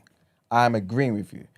Politics, yes, it has its place, and I don't really want to be arguing with other people about their approach if our approach is the same thing, right? But I just feel as though, like you said, let's focus on the things that matter. To me, economics is the most important thing. Economics is the only thing that frees a particular people. You need to be self-reliant. You need to have the spirit of self-determination. Every time you're going to other people asking for stuff, they can look at you and say no. Then you turn away and go home and cry. But that's the point where we disagree. Huh? But that's the very point that we're disagreeing on. Okay. I'm saying that the way you're communicating it is as if we have the liberty to completely take control ourselves, and we don't. When you were saying, I'm asking permission for something that's mine, I'm taking. Are you going to seriously try and apply brute force to white people? They will pipe you down quickly. So when you're saying we don't need to beg for representation in these places, really and truly, the representation, even if it's on a small scale, is going to get us to a point where we can be self-reliant. But we can't just wake up one day and say, we're going to do our own thing. That's not how it happens. But it starts small, right? Like you said, right? Yes. That's what I'm saying that's the distinction in the argument that I'm trying to say. You were saying that we don't need to be vying for these different representation, these different places. We don't need to be asking for all these different things. But it's like, no. To get to a point where we are self-reliant, we have to start with those little small things that we're asking for from them. We can't just walk away and say, you know what, you're not giving it to us. I'm going to start my own shit elsewhere. But it doesn't happen like that. But this is why I said I don't necessarily want to spend time arguing with people who want to go and have a different approach, right? It's just like how I believe all of us should, have the mentality of doing for self. I'm not going to necessarily say to people, don't try and get reparations, right? I believe that they're basically just different ways of getting what we need to do, getting what we need, right, to elevate ourselves, right? So I understand that. But my thing is, too many of us believe in this integration thing into a system that one day we say critical race theory. One day we say it's rigged, yeah? The next day we're saying, yes, let's be a part of it, let's fix it. How? We're just dreaming and wasting time. Create for self, do for self. Start small, like you said. Let's pool our resources. I want to big up Proverbs, right? Because I remember, I think it was early, back in the day, we were talking about economics on this show, and she mentioned how, I think, anyway, if she's listening, she can correct me. I think she said her father was somebody that kind of helped facilitate the pooling of resources so people can buy their council flats. That's starting small. That's us saying, I don't have enough money by myself, but let me ask Esther, Gina, Yusuf, Marks, Brent, let's put peace together and let's buy this one building. From that one building, we can share it for our different businesses, maybe. Or maybe we do one business, right? And we all benefit in some particular way. The money, the assets. They bought it cash out, right? Or they put money together so they can qualify for a loan. I can't remember her thingy. It might have been cash, straight buying it, right? Yes, I think so. And then you kind of pay interest back or whatever the arrangement is. Right, but the point is that's case in point. No, but the point is if they put money together to get a loan in order to be able to do that effort. That's the glass ceiling I'm talking about. What's the glass ceiling? We did something small. White people do the same thing, Stacey, though. White people do the same thing. I'm not arguing with that. I'm just saying. Okay. That's my point. We're putting our efforts together, but understanding that even in those efforts, someone said it really nicely in the chat. In order to beat the game, you have to play it. You have to play it. You cannot just say, I'm going to opt out of the game and make my own. What is can. that? But you can. We're in. I'm sorry. But this is the real world. Like you don't just say, in the very country you live in, right? Like I said, but prior to civil rights laws and things of that nature, black people did for self. They needed schools, they needed hotels, they needed restaurants, they needed all these things, and they made it themselves. Why? Because they felt there was a need, right? That's what I'm trying to say to you. This is the difference between, and this is what I was going to say to close out a few seconds ago. Mm-hmm. The difference between now and the difference between then is then they were coming out of a segregation era where there was no options. You had no access to choice. We are in 2023 in a position where we have access to choice. So you have to convince people first that they need to opt for the choice that is self-serving. That's what I'm saying to you. That's I understand. So you saying in a perfect world, we are just going to create our own game. You haven't considered all other circumstances, the convincing, the getting funds together that is part of another game in and of itself. Like it just doesn't work like that. It's not going to happen that way in 2023. At the end of the day, you have to play the game. I hear what you're saying. And again, if some people want to play the game and attack it from that particular angle, right? Beautiful. But I just believe I believe long term, right? Not just some temporary fix, but long term, black people need to develop a much more entrepreneurial mindset. We need to be self-sufficient and have a spirit of self-determination. That's the only way we can actually be free. It's the only way. Right now, all we're doing is basically having another version of what's happening back home in Africa, Burkina Faso and them places, where we've got independence on paper, but the reality is the economics is controlled solely by the French. Solely, right? That's what's happening. And so every now and again we need something, we have to go back to them to borrow our own resources. It's a damn shame. That's what I'm trying to say to you. We need to be self-sufficient. Marcus Garvey was saying the same thing. Elijah Muhammad was saying the same thing. Yes, you may see it happened in the 30s. It was a different time. Happened in the 20s, whatever it may be, right? But the reality is that same mentality has to be present today because we complain in every single industry when we have the talent and the skill to do for self. I personally don't understand why it's simple as this. Certain gyms may have a certain type of culture I don't like, this, that, and the third, right? If I had the money, if we could pour the resources in here and say, you know what, Just Gene, create your own, gym. Black people, especially here, where, again, there's bare of us, right? Black people will start to go to Just Gene's gym. Then she can open up another one. It'll be oversubscribed, to be honest. Facts. Facts. And so immediately, we'll have to, in every borough, create Just Gene gyms. That's what we'd have to do. You don't think so? Right? We would definitely have to do. Of course. Okay, you're shouting. I'm saying. Yeah. But the reality is, we dream too small. And so it's like, you know what? The best thing is, let's just try and get somebody who can work their way up in pure gym and gym group and hope for the best. And then when that black person does it, we say, they're not my type of black. What type of foolishness is this? I like the vim you're giving, you know. Young man, I like the vim that you're giving, you know. I hope after this day, because I swear I asked you for... Don't worry about that. You're right. No, don't worry about that. You better walk Finish all the that. sentence. Finish the sentence. Finish the sentence. Walk all that talk, and then you will show them what you be talking about. Facts. Do you understand? Facts. The quicker you do that, the quicker we can show them. Stop talking. Facts. Stop talking. Facts. I would have liked you to finish that sentence. Not for nothing. You know I love you and all sorts. But this is part what I'm talking about. It's not that easy because you've got other things in life going on. That's what I'm saying, Esther. Nothing is easy. But there's a decision that everyone in this room made to sacrifice so you can have more. And not everyone can do that. That's fine, right? But those that can should. Sorry, Stacey, say that again, babe. I said the ability to sacrifice is a privilege in and of itself, man. It is. I can't lie to you. It is. Right, it is. 100%. It is. And you know that. You can't say that. Don't say you fully well know that. But I'm saying, don't use it as an excuse, right? It's like to cover David, everyone. Some of us can. That's what I'm saying to you. And those that can, let's do. I need you to stop projecting. I need you to stop projecting. Not everybody's like you. Have other things going on that just the machine just is able to work for them right now, and you can't be a superhero to everything. Like you really my can't. circumstance changes.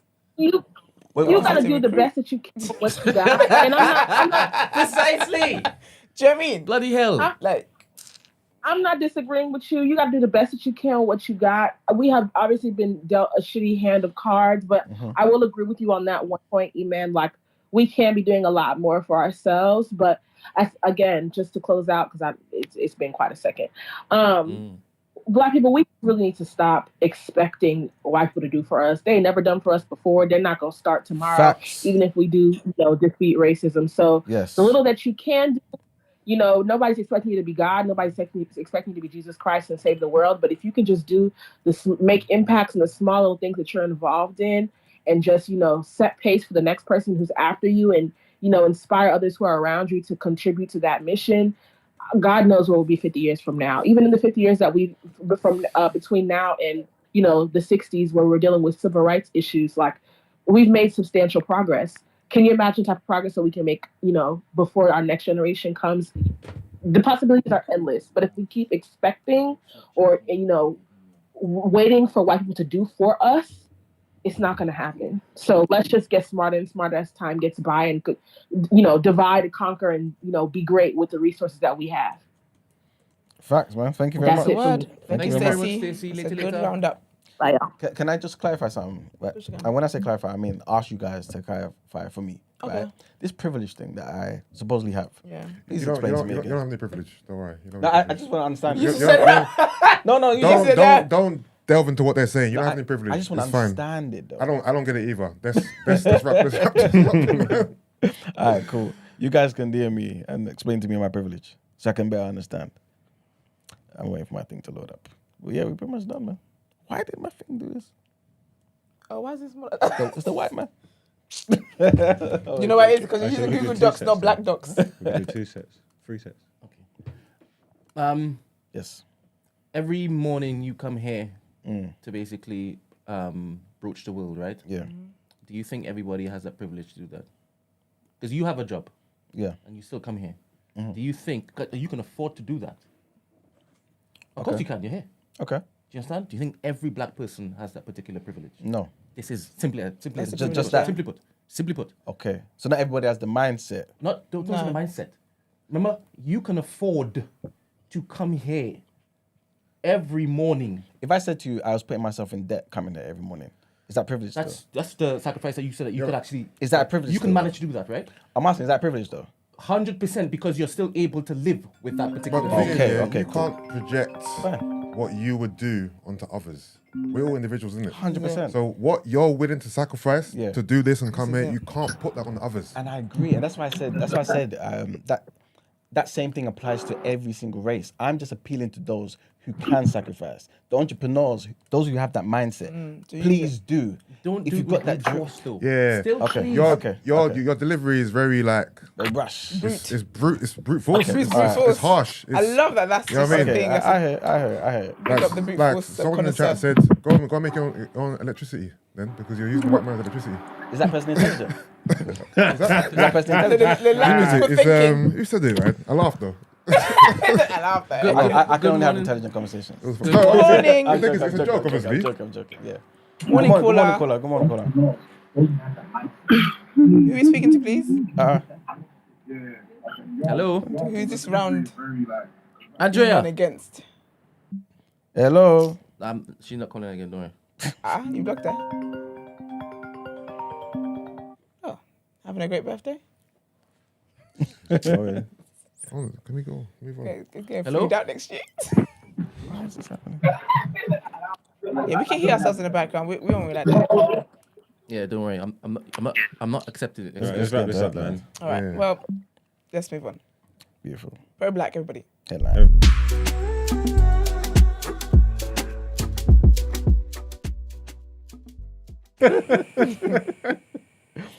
All right, guys, back to the headlines. So, Saudi Arabia and Iran, in fact, we were talking about this just yesterday, are among 6 countries invited to join BRICS as new members next year. South African president has announced on the final day of a summit of the group that considers itself a counterweight to Western powers. The group encompasses 5 major emerging economies, right? China, Brazil, South Africa, Russia, and India, which makes decisions by consensus agreed on the guiding principles, standards, criteria, and procedures of the BRICS expansion process during a 3-day annual summit held in Johannesburg this week. This is what Ramaphosa was saying. So, Argentina, Egypt, Ethiopia, Iran, Saudi Arabia, and the UAE have all been invited to join as full members from January 1st next year. This membership expansion is historic. This is what President Xi, the Chinese president, was saying. He also said that the expansion is also a new starting point for BRICS cooperation. It will bring new vigor to the BRICS cooperation mechanism and further strengthen the force for world peace and development. Next headline, trigger warning here. Relatives of the father of Sarah Sharif, whose death in the UK sparked an international manhunt, cannot be detained in Pakistan by police for questioning on his whereabouts. The decision was made at the Lahore High Court. The body of Sarah, who was 10, was found at a family home in Woking in Surrey on the 10th of August, prompting a murder inquiry. Her father, Irfan Sharif, who's 41, travelled to Pakistan with his partner and one of his brothers before her body was found. Mr. Sharif's family said that the police had illegally detained 2 of his brothers who live in Pakistan. At the Lahore High Court, the Rawalpindi bench, the police officers did not deny that they had held the 2 men for several days, but said that they did not did not arrest them. They told the court that they had been instructed by Interpol to question the family about Mr. Sharif's location, but both brothers have now been released. In the last headline, the US Justice Department has filed a lawsuit against SpaceX, which is the Elon Musk-run rocket and spacecraft company with extensive government contracts, for allegedly discriminating against refugees in its hiring practices. So the suit claims that from at least September of 2018 to May 2022, SpaceX routinely discourages asylees and refugees from applying and refuse to hire or consider them because of their citizenship status, in violation of the Immigration and Nationality Act, according to August 24th DOJ news release. It goes on to allege that SpaceX falsely claimed in its job listings that only green card holders and US citizens could work at the company because of federal export control laws. There are specific laws, such as the International Traffic in Arms regulations, that apply to companies manufacturing spacecrafts and rockets and limit foreign nationals from accessing key information about the vehicles for national security reasons. But a new lawsuit states that regulations such as ITAR, which is the International Traffic in Arms regulations, do not prevent SpaceX from hiring refugees whose permission to live and work in the United States does not expire, and they stand on equal footing with US citizens. And that's it for the headlines. It's time to pay the bills. Right, let's get into some word on road.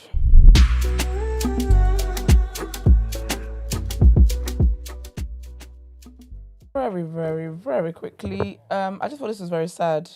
So the Obamas, when they were in the White House, they had a chef, this lovely black guy, and trigger warning on this, but his body was found in a lake near the vineyard. But the police have basically said that it's not, it was an accident. His drowning was an accident, which is sad. So RIP to the man, to the young chef. Also, Michelle Obama put out a statement, and she said how he was a beloved part of our family. When we first met him, he was a talented sous chef at the White House, creative and passionate about food and its ability to bring people together. In the years that followed, we got to know him as a warm, fun, extraordinarily kind person who made all of our lives a little brighter. So RIP to him, sending his family and friends lots and lots of love. Also, Kobe Bryant will be honoured, which I think is so lovely. He'll be honoured with a statue in next year. The Lakers announced that they've got a statue of him that's going to be unveiled in February 2014. Well, the 8th of February of 2024, which is obviously his numbers and stuff like that. And Vanessa was the one to announce it yesterday. On his birthday, was it 2 days ago, I believe? No, it was yesterday. I think that's amazing. I like when people get honoured, and she's been doing a great job at keeping his legacy and Gigi's legacy, that's his daughter that passed away with him, their legacy alive, and she's doing such an amazing job, and her other daughters as well. So big up them, beautiful family, and yeah, That's great. Just going through these. Halle Berry's divorce has been finalised, and she has been. I first read this as what's it called? Spousal support. The idea of spousal support is so funny to me because what do you mean we're not together anymore, but I'm funding your life every month? Are you sick? I would be like, and that's not just because she's the woman paying for the man. I mean both ways. Like I can't imagine my ex funding my life after I'd moved on to another man. Actually, no. I think when you get another partner, it stops. But anyway, so a divorce has been finalised. They were together for like almost 8 years. They have a lovely son who is 9 years old. And so she has to pay her ex-husband, $8,000 a month in child support. And she will also pay him 4.3% of any income she receives above $2 million. Guess what that means? Daniel? I'm going to earn $1,999,999. I ain't doing that. That's ridiculous. But anyway, to be fair, yeah, so she will also cover the cost of his private school tuition, uniform. Does this man not work? Sorry, I'm reading this. This is shocking to me. She's going to cover the private school tuition, uniforms, school supplies, extracurricular activities the kid does.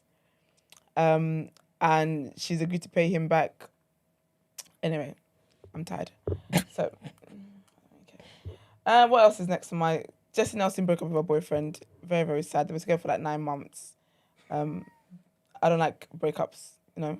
I love working out and stuff. So, sorry, sending love to her and her mans. And I hope everybody finds a new partner soon. The streets are filled with a lot of people. Last, Burna Boy has been trending. He's got a new album out as well, which I'm sure we'll cover in the rotation. My goat is on there. J. Cole's on there. It's great. But anyways, Burna had an interview the other day. He was trending for, but he basically said that 90%. Burna is so funny to me. Yeah, he makes me laugh. He basically said that 90% of Nigerian Afrobeat songs. Well, no, he said of Nigerian songs lack substance. He said, all of y'all just out here singing about nothing. So what does he do? Bro, he does have Afrofusion. Do you know? Doesn't do Afrobeats, he does Afrofusion. Oh, is that what he said?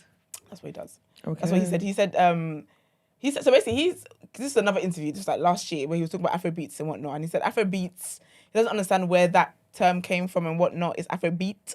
And that came from Fela Kuti, who his granddad managed, all great stuff, whatever. So he said that what he does, because it's a fusion of different things. So remember when Burna came out, he was Jamaican adjacent. You know what I mean? Yeah. So what he does is Afrofusion, he said. But with this is the Apple Music interview, this one I'm talking about, with Zayn Lau. And he basically was talking about Afrobeats and whatnot. And he was basically saying how a lot of the songs are about nothing. He says that a lot of artists lack real life experiences. And he said, to quote him, he said, half of them, actually, 90% of them, have almost no real-life experiences that they can understand. That's why you hear most Nigerian music, African music, or Afrobeats, as people call it, is mostly about nothing. Literally nothing. There is no substance to it. Like, nobody's talking about anything. It's just a great time, an amazing time. But at the end of the day, life is an amazing time. I thought I was a bit harsh to say. Extremely. I saw loads of people upset about it. And it's loads of Nigerians upset about it because they were like, bro... My thing is, you literally like dissed your like you say you do Afrofusion, but bro, let's keep it a buck. You're Afrobeats artist, like that's where you started. Do you get what I mean? So to me, it's like you're shitting on your own people. And do you know what it is about Nigerians? Like Nigerians go through so much. Yeah, they deal with so much, and they're actually happy people. And I don't understand how they can be so happy with all the stuff that like. Do you mean like life throws so much at them? So for a lot of people, music is an escape. Do you get what I mean? Like music is about a good time. I'm sorry, I don't want to hear about poverty and how you can't afford a gege bread and breakfast today on a track. Do you get what I mean? So a lot of people use the music as an escape. A lot of people, like, it helps people. Do you know what I mean? And there's music that's even relevant to situations that's happening and stuff. So I did feel like it was a very, very harsh comment to make. A lot of people are saying that it's a very ignorant comment to make as well. And it's a very privileged comment to make as well. 100%. So it's on the theme of privilege today. Iman is typing, type away. Yeah, I'm talking to I can't even hear myself think. Sorry. Serious, bro. Right, babes? Oh, you in the comments? I feel like it's giving typewriter. Wow, why are you guys doing a little intermission? Super chat from Starcrow999. Hashtag like the vid. Hashtag happy birthday Marks. Hashtag free Reggie. Thank you. And the one before was from sorry, I didn't see that one. Maggie. Big up Where's Maggie. that one? Where's that one? Where's that one? 199. Oh, here we She go. said she wants to see the Just Jean gym. Yeah, 199. Okay, girl. She's putting £2 towards your gym. That'd Thank be you, lit. ma'am. Shout out. That'd be lit. Maggie's my favorite person now. Right, because she's supporting your. No, because I thought Maggie was a bit too far to the left. I realized Maggie's not too far to So the you're both left. conservative. Maggie's definitely not a conservative. This is word on road. Word on my road. Word on my road is your conservative. I'm joking. I'm playing. But yeah, I just felt like it was a bit too harsh. And people were talking about how can you are an artist that's very, very wealthy, and you're living your dream and whatnot. Like, how can you say people are not speaking of their real life experiences and all that kind of stuff when I guess you don't know. But then Burna has done a lot of political music in terms of highlighting stuff to do with Nigeria and whatnot. I don't know, man. It was a bit tricky. Not tricky, but it was a harsh comment to make. But again, it is what it is. At the end of the day, that was the quickest word on road I ever did. I am done. Let's get into People's Journal.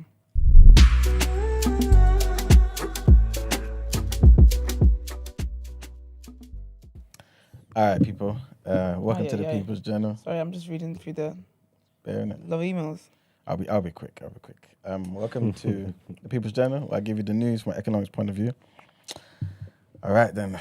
I only have one thing to talk about, and this is basically that the energy price cap has been cut to 1,923. So the average household energy bills will fall below £2,000 for the first time since early 2022.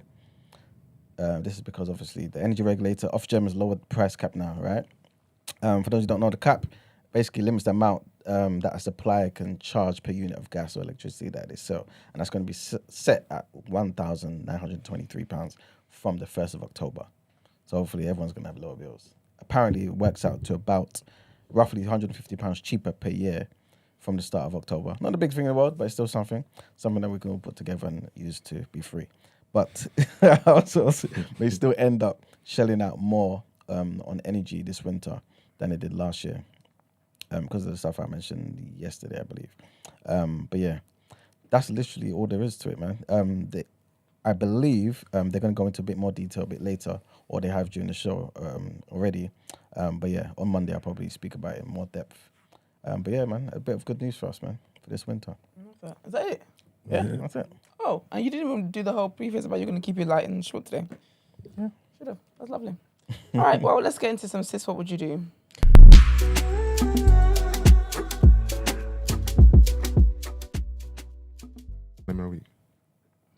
Yeah, to be fair, there's one, two. I You guess do people one have- of them, yeah? people have Have you heard problems. number No, two they're not. already? Listen. So the first is This Is What Would You Do? You can cover that. Mm-hmm. The second one was sent like weeks ago. And Oh. the guy basically asked me, whilst Margs is here, can you ask it? So that should be literally seconds. Oh. Oh, okay. And the last one is an email that I want you all to read out. I would have put it in the outro, but I want the outro just to be focused on What we need to talk about. Yeah. Okay, sounds good. Sounds like a plan. All right, so, hey, Esther and Jean, do you know what's really funny? Listen. I hate when my name is in small caps. Sorry. Sorry, girl, mine's in capitals. I'm joking. Yours was loud. Don't know about you. Yours like, Jaina! And mine's like, Esther. Yeah. All right, hi Esther and Gina. I'm a 32-year-old Ghanaian and I'm so tired. How do I change what gives me fanny flutters? Oh, honey. I only seem to be sexually drawn to men that crush my heart after the excitement of honeymoon period is over. If there's nothing wrong with me, how come I never get any fanny flutters from men that won't end up breaking my heart? I know people say that there are men out there that will be good for me and have that exciting spark about them. Some call them reformed road men. But where are they and how comes they haven't found me? Please help a sister out. I'm so tired. And please don't suggest I give white men a try. No, we won't. Thank you in advance. Really love the show. The reason why I'm laughing is because I feel like she is her and she I feel seen. Wait, is that you? I'm joking. I have Girl. I have one word. What? Therapy. Do you know what it is, yeah? Because I think my brand, according to my friends, is that I like to show your mama, show your dads. That's what we call them. So I kind of hear what you're saying. Do razzle dazzle. Yeah, I get it. Girl, I still ain't found him either, so I'm not the best person. Okay, do you know what? Okay, do you know what? Advise you. Sorry. You- Oh, wait, he's over there. Just look at your hands of He's right over there. He's right over there. Do you know why I say therapy, yeah?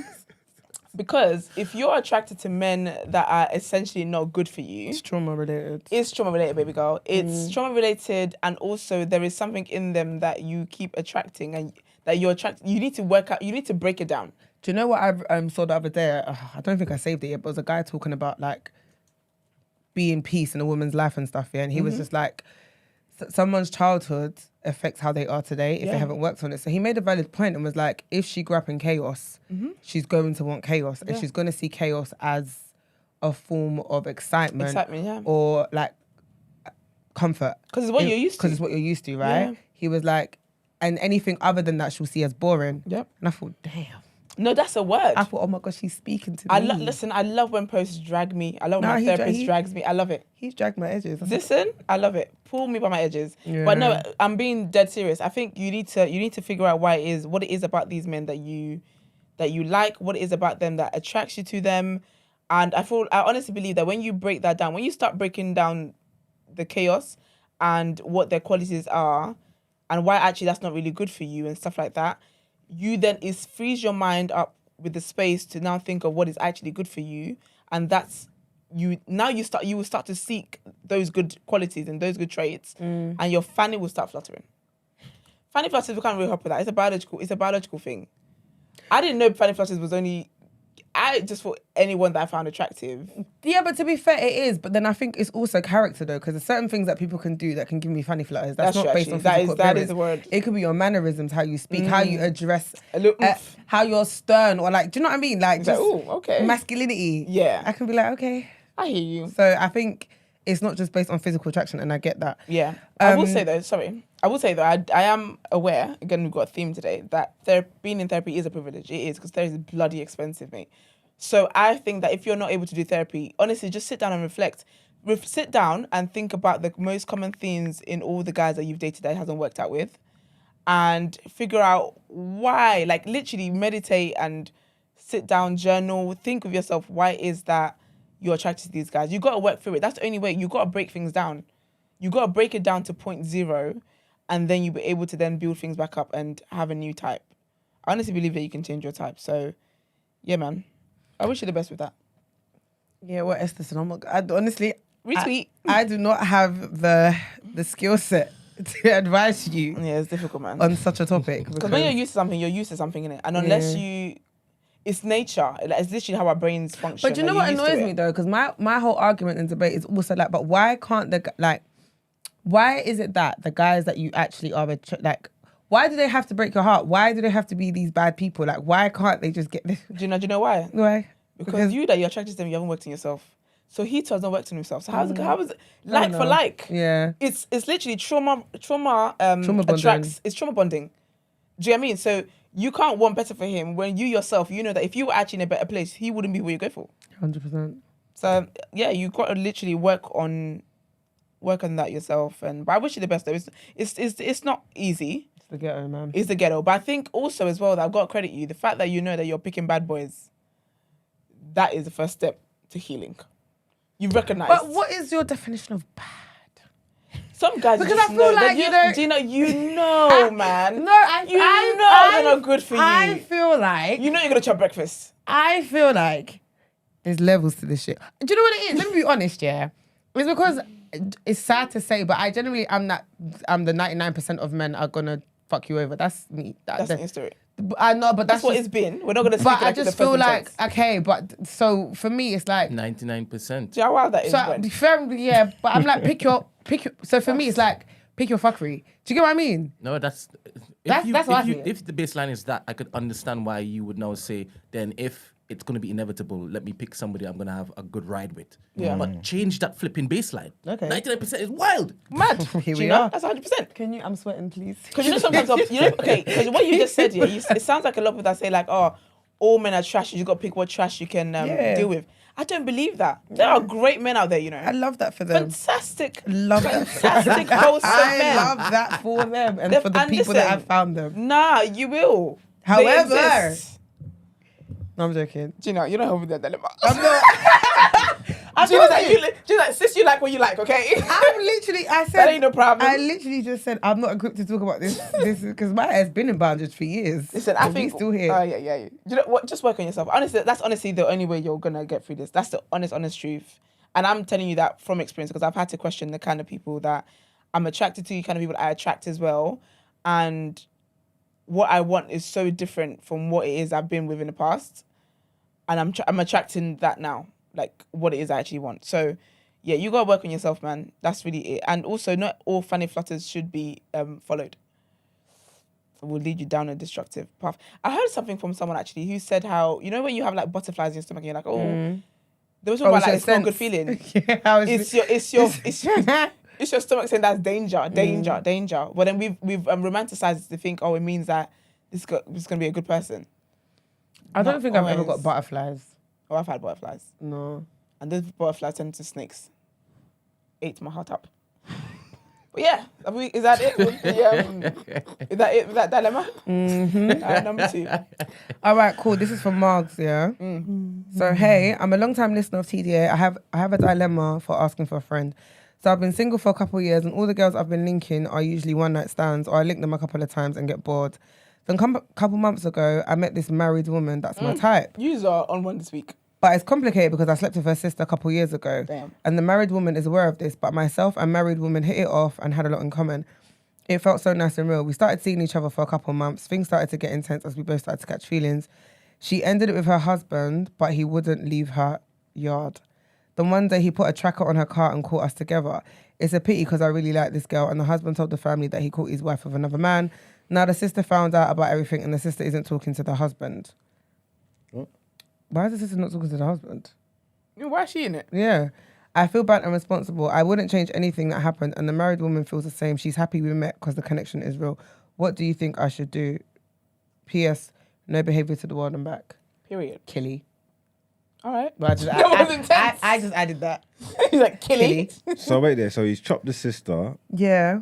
Then he bought the older or the other sister that was married. Then he chopped the other sister. Then the other sister's husband left her. Yeah, but I don't get why now the sister's not talking to the husband. The first sister that he chopped's not talking to the husband anymore. Yeah, I don't get why, but that's she's not chopping her, the husband but it's too. not her husband. No, maybe No, but she might just think, why is my sister behaving like this? She's not talking to the husband. Oh, That's what I'm saying. If she wasn't talking to her sister, I don't get why the sister. She was sleeping with the husband. The sister isn't talking to the husband. She was sleeping with the husband. It might also be that maybe the husband treated this woman badly, innit? And so she doesn't like him anyway. But it sounds like he just mashed up the family. But it sounds like he's still.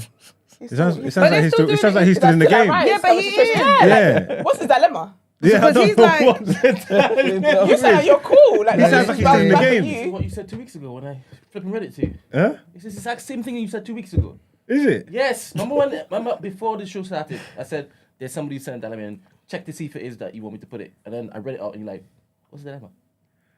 Oh yeah, that's why it's sounding familiar to me. Yeah, Kitty, because when you say, you know what it is, I don't know what maybe his conscience is eating him up or something like that. Maybe he's looking where he's feeling bad about the wake of destruction in his path.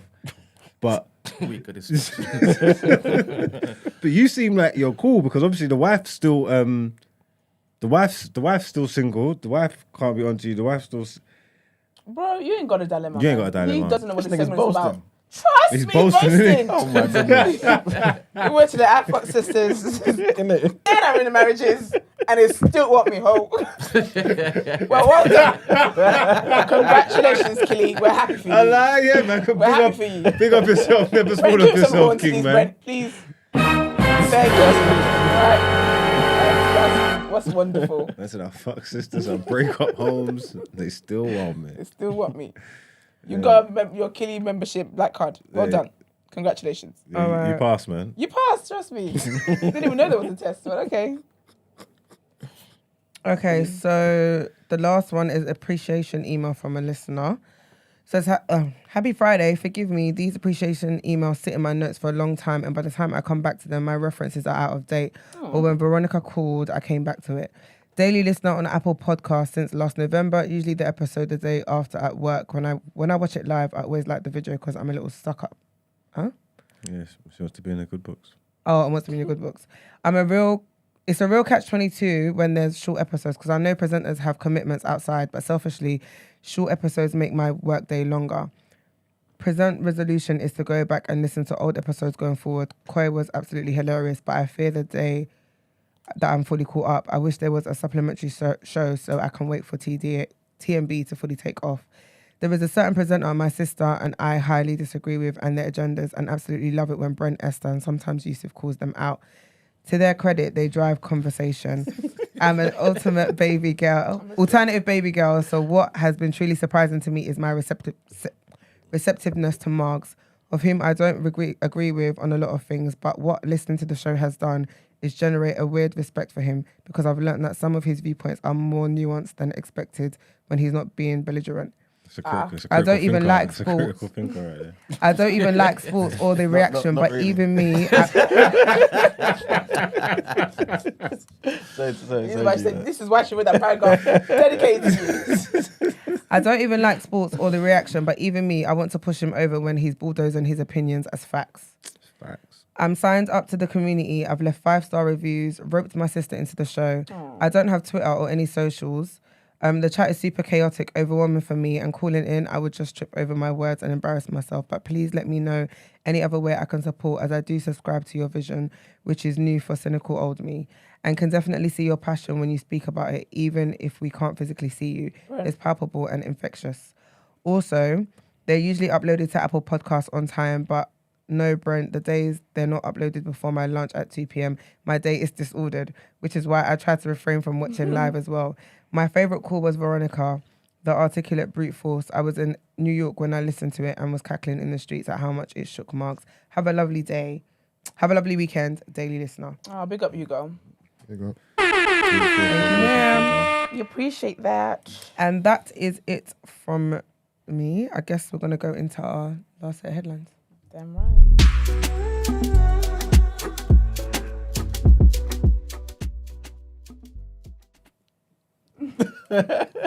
Is that too dangerous? They're going to get you out of here. Let me get rid of that. That was successful. You would get got for the morning. All right, so our next headline. Oh, these headlines are kind of long, you know. But for you to say. Do you know it's because he used his entire energy on the topic of the day. It's true, you know. It was hot. You know, you're radiating heat. I use the AC on. I was like, Brent. Where's your potassium, man? I didn't have my Weetabix this morning, man. You want to read it? You're right. No, I'll just condense it. So the first one, serious face, trigger warning. A drug dealer and his former girlfriend have been jailed for murdering a father of 2 who was shot in the face and had acid poured on his body. Michael Hillier tracked down Liam Smith and waited outside his home in Wigan for nearly 10 hours before the attack. The 39-year-old plotted the assault over a 10-month period with his then girlfriend, Rachel Folstow, who's 37, who had claimed that this 38-year-old man, Mr. Smith, had raped her after a Tinder date. So Hillier, who's from Sheffield, has been sentenced to life in prison with a minimum of 33 years in jail after being found unanimously guilty of murder. Folstow, which is the woman, will also face life behind bars with a minimum term of 30 years plus 18 months for perverting the course of justice after being found guilty of murder, and 1 charge of perverting the course of justice after lying to police. The judge called this a brutal and cold-blooded murder and said that the pair decided to exact their own vengeance. The 2 of you decided to act as a judge, jury, and executioner. Did she actually get raped or was she lying? I'm not too sure about that, you know. I'm too sure about that. Next headline, an Edinburgh property firm office manager who bought a luxury lifestyle by embezzling more than £900,000 has been jailed for 3 years. Emma Hunt, who's 37 from Coldstream, spent thousands on parties, hospitality, and 5-star Caribbean holidays. She took deposits from tenants that were not needed and also transferred rent payments to her own bank accounts. Edinburgh Sheriff Court found her guilty of fraud, embezzlement, and money laundering while at McLean Properties. Prosecutors said that she also regularly created false invoices for supplies and business expenses, which were paid into her personal accounts. The court heard how she paid £39,000 for 80 friends to enjoy a Halloween break at Fenton Tower. She also spent thousands on days out at the Scottish Open Golf Tournament, Musselburgh air races, and Scotland versus England rugby match at Murrayfield as well. She told friends and colleagues that she owned a successful cleaning company, and that was the reason why she was able to finance this particular lifestyle. And the last headline, trigger warning here as well, guys. A tram company has been fined £240,000 after a pedestrian was killed at a crossing. Bus driver Carlos Correa Palacio, who's 53, died after he was struck by a tram as he walked across the mains crossing in Edinburgh on 11th of September 2018. Edinburgh Trams Limited admitted a breach of health and safety legislation during a hearing at Edinburgh Sheriff Court and was fined £240,000. While the tram driver first saw Mr. Correa 73 metres from the crossing, he was unaware that the crossing was there. So that's the reason why the incident happened.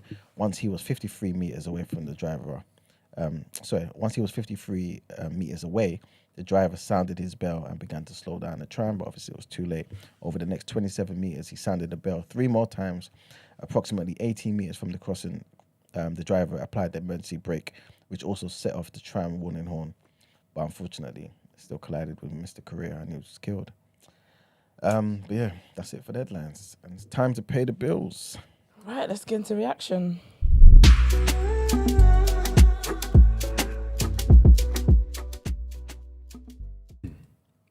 So it is time to react. Esther's favourite part of the show. I'm dying for it. First headline is Ittihad are ready to go all out to sign Liverpool forward after failed attempts earlier this summer. Now, I could read the story, but the gist is that Ittihad are going in for Salah. Yeah, they got a serious bid. I think they're prepared to make him the highest earner over there. And there's mixed talks coming out. There's talks that Salah's camp are interested in the deal. Liverpool are pushing the talk that Salah's totally committed and he's not interested at all and he's not for sale anyway. Yeah, I saw a quote from Klopp saying that he's not for sale. Yeah, they're saying, look, he's not for sale anyway. But I believe if they have agreed personal terms and he is interested, then that would inspire the club to actually put in a bid. And if the club, if Liverpool know that he wants to go and the bid is substantial, it could potentially get done. I think they're just trying to deter them from even doing that in the first place. Yeah, the money I saw was stupid. It was 380,000 a day. Is it? Yeah. I ain't seen a figure for what they would actually offer him, what they would actually offer Liverpool yet, though. Yeah, no, I haven't seen that, but I've seen the rumoured. Obviously, he's getting paid. If he's going to be the highest paid player in the league, maybe he's getting more money than Neymar. He's got a stupid deal. Yeah. More money than Ronaldo. He's got a stupid deal. Well, the story broke maybe last week at some point, but it got shot down immediately. Yeah. And then now it's come back again, and then it's come back with different connotations to it, like to say, that Salah camp might be interested. Yeah. So it's really, it's an interesting development. Like I said, Liverpool are trying to shut it down. They actually have no interest in doing this. Yeah, of course not. But if, like I said, if you get a substantial fee and you know the player don't want to be there, you got a decision to make, right? Yeah. Quickly, £10 super chat from Fernan. All right, big up Fernan. Thank you. Yeah, so it's interesting. Do you think you should do it? If I'm Mo, I'm 31 years old, right? I'm Muslim. I'm being offered, more money than I would ever get from Liverpool. I'll take it if I'm Mo. And I've already won numerous things at Liverpool. It's not like I've been at Liverpool and I haven't achieved nothing. I've won Champions League, I've won Premier League, I've won FA. He's won every single trophy that there is to win. If I'm Mo Salah, I'm taking it. I'd love to see Mo Salah leave Liverpool. That'd be great and stuff for me. Why? Oh, you just don't want to fight Liverpool. Yeah, if I'm Mo, I'm taking it. And if the rumours, because I think he's on 380 a week at Liverpool. Goddamn. And they're offering him that a day. From what I saw. Yeah, I don't begrudge anybody that goes Saudi for the money, man. Yeah, especially at that age. 31, man. 31. It's the right time. All right, cool. And then speaking of that rest of that's old, I think. Oh, is it? Yeah. I'm sure we spoke about Doku already. Yeah, it just got finalised now. Oh, okay. So this is definitely done now. Yeah. Okay, well, yeah, we spoke about Doku, Jeremy Doku. He's been finalised, signs a 5-year contract. Yeah. I think you might like this news. Kieran Tierney. Where? He's left Arsenal. Is he? Where's he gone? He's gone to Real Sociedad on loan. He left England? It's done. Deal's done. Season-long loan, no obligation to buy, but they will cover his wages completely, and Arsenal will get a fee for him. The fee that we're getting hasn't been disclosed. But yeah, Kieran Tierney's gone. Wait. We would have kept him with some of them injuries. and Another stuff super that's going chat. on. 1 second. Shout out to Demi, 4.99. Shout out to you. And another news you might like as well. Balogun's going to Monaco, and it wasn't for 50 million. How much was it? 40. I think it will be 40. I think that's sensational money. I Bro. think 38 point something. Bro, that's sensational money, bro. 45 euros. Like, I mean, I kind of heard the sentiment that you were coming from, but let's be that is sensational money for Balogun. I'm not overwhelmed, especially when I read. What? Especially when I read. He's not got such high standards. I love that for you, especially when I read that his sale will be our biggest sale ever. That don't sit right with me. That 40 million is the most amount of money we sold a player for. You know what I mean? Look, you wouldn't have got it nowhere else. You see, for Monaco, it makes sense. He already slapped up goals in France already, probably at a lesser team, innit? Yeah. You know what I'm trying to say? So he understands the lay of the land. You would expect him to do as good or better at Monaco. So for them, it kind of makes sense. I don't know if you, like, because I was chatting bench. I'm surprised you even got that, Pete. I'm looking at him saying 30. I thought like 35 top whack. That's what Nah, not when your man cost 70. Come on, man. There's Holland. The disparity between him and Balogun can't be 35 and 70, man. Even if you don't rate him to the same level, that's too big. I hear that. Well, then what you got in keeping with what like 50's brave. If anyone play 50, they're bonkers. Clearly, Arsenal were happy with it, but I think it's got to the point where we have to let people go. Any from your academy or something? Yeah, no. So it's all profit. Yeah, I busted to my story, man. 35 was more than enough. It's all profit. Brent, thoughts on these two? Tierney and Balogun. Balogun, that money is crazy. And I love the fact that he's gone outside of England. Because I think if it is that he stayed in England, it would need to give me some English tax on top. Yeah, of course. They may have gone 100% to 50. Yeah.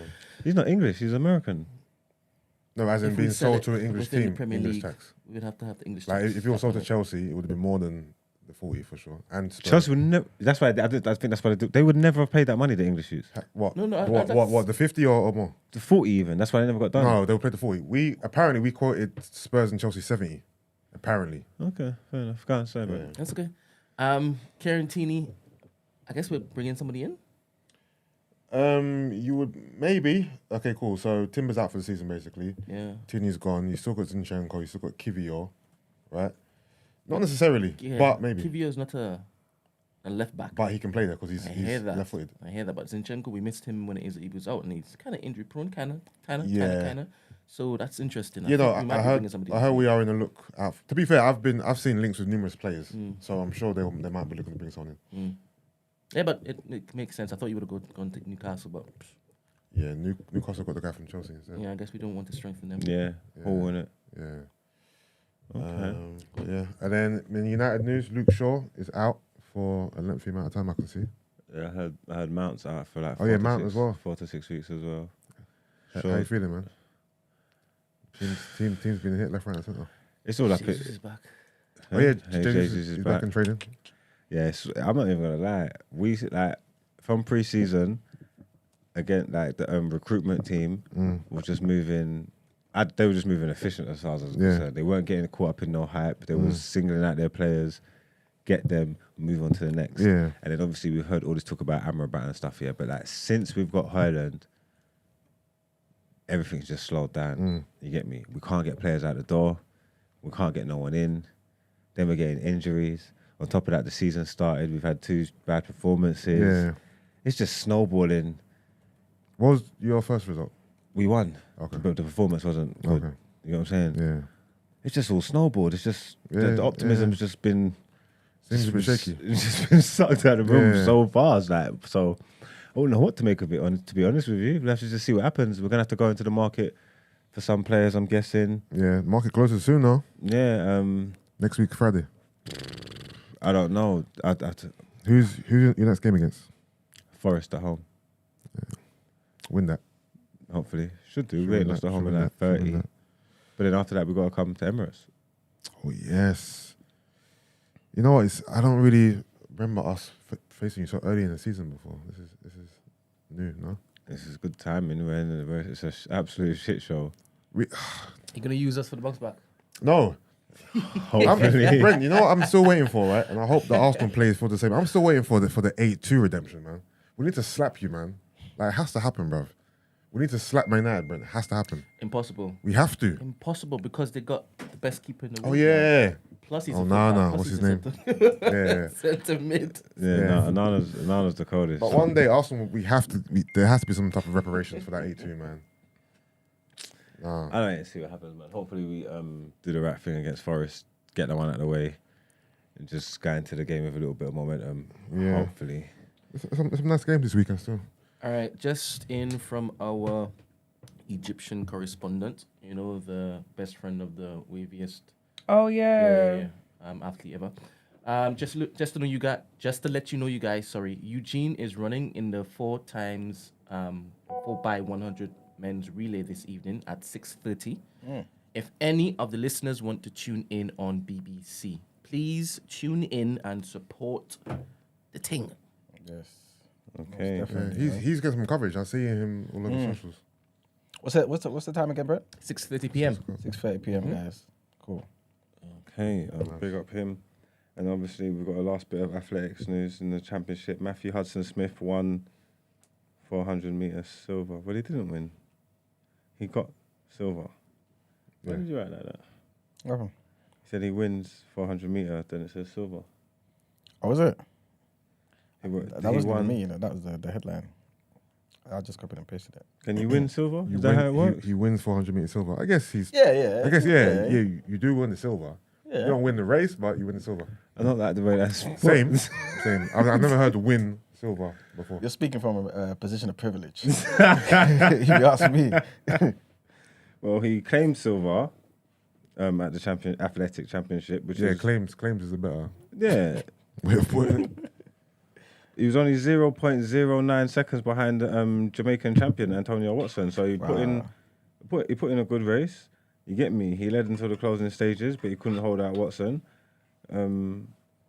He got bronze last year and silver that year, silver this year. So next year, gold could be on the cards. But obviously, that was a good run. So big up him. And that is the last of our reaction news. Let's get into our last segment. Have we got a done out here? Has anybody got one? No, you can just round it up. It's Right? just Emmanuel for brute force. No,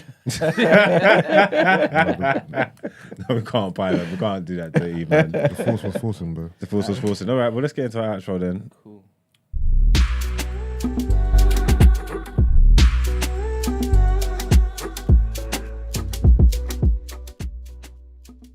I think though. Ooh, announcements. Sorry. What you say before I start saying what I want to say? Yeah, I need to. Okay, yeah, go on, Yeah. sorry. I thought you meant before something else. The person who sent the email in before. Yeah, the guy that was posting to us. No. Okay. The appreciation email. Yeah, the one that highlighted Emmanuel's nonsense.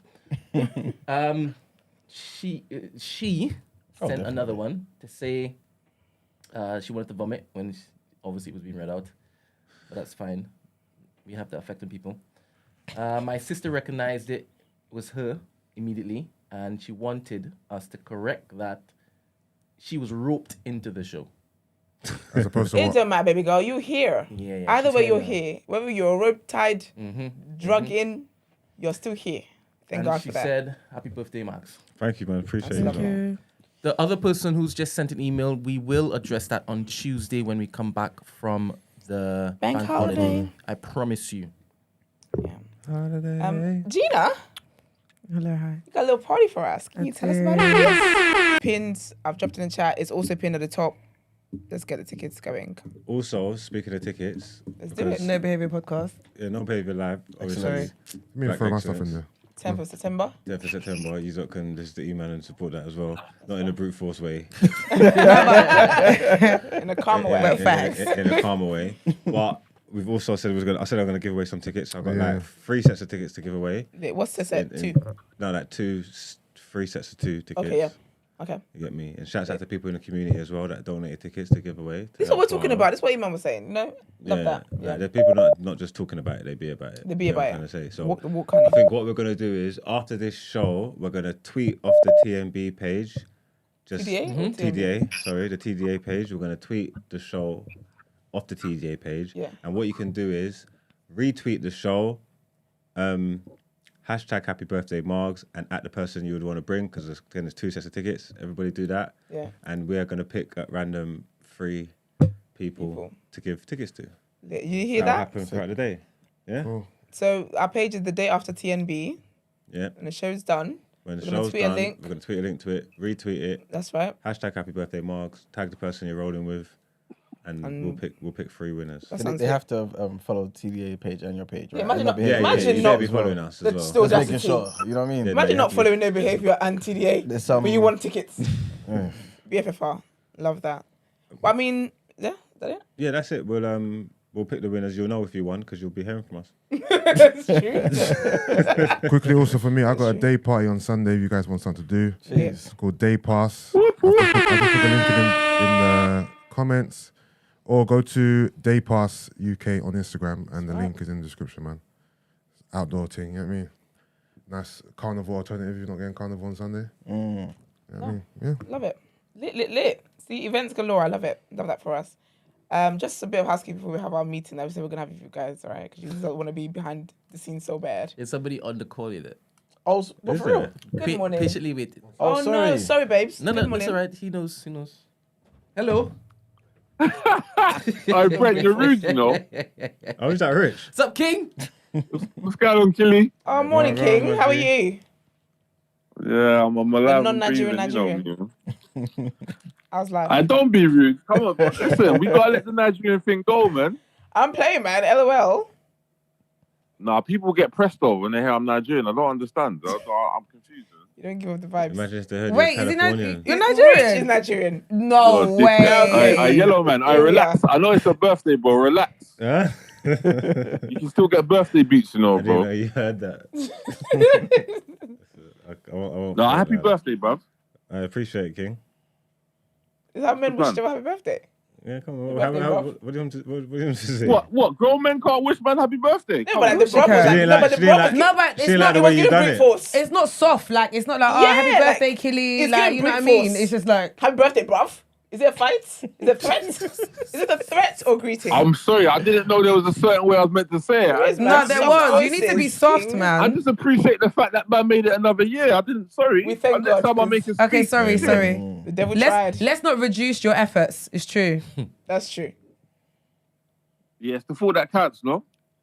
What do you say? It's the thought that counts. Yeah, no, 100% it Is this is. the only reason why you called in? Ah. I didn't know I needed a reason to call it. No, to no, be fair, I beg you, No, I it beg is. you, A lot large of up people in the Gina. chat- I beg you, large up Gina, because you called during her segment. no, innit? no, it's all right. Gina will get a time, man. It's all right. She'll Oh. get a time. Oh! Is this a reformed Robert? You know what it is? That's On a the shot at your track, mum nah, for your people in birthday.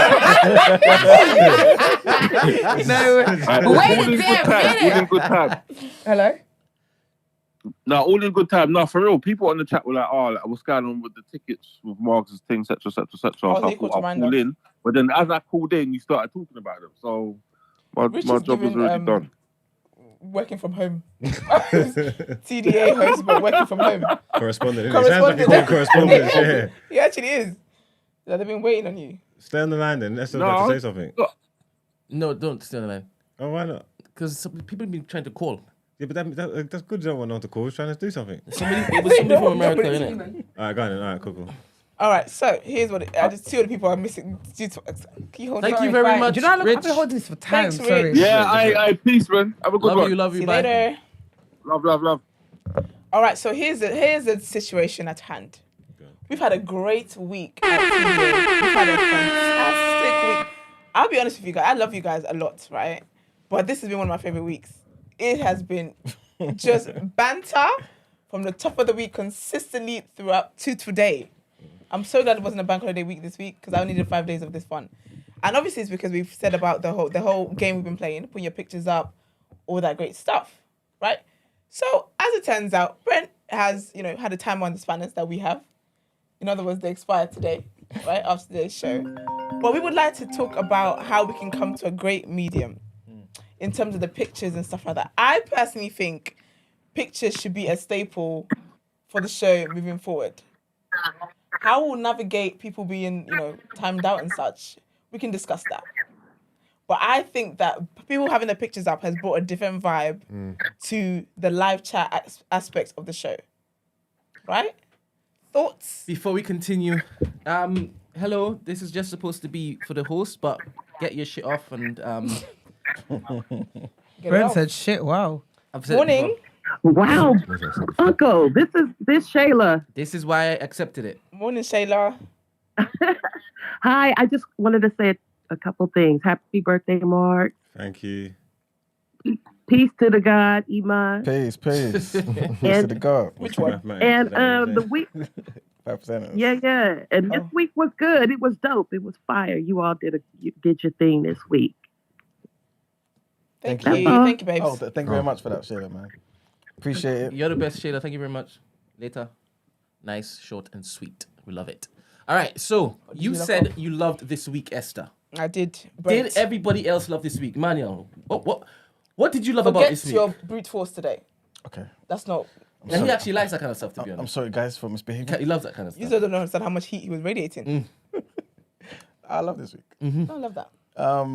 Like you said, do you know? I had too many things that were. That's all right. I can see. Bursting with ideas. All I pretty much want to say is, I feel like the pictures enhances the community. Yeah.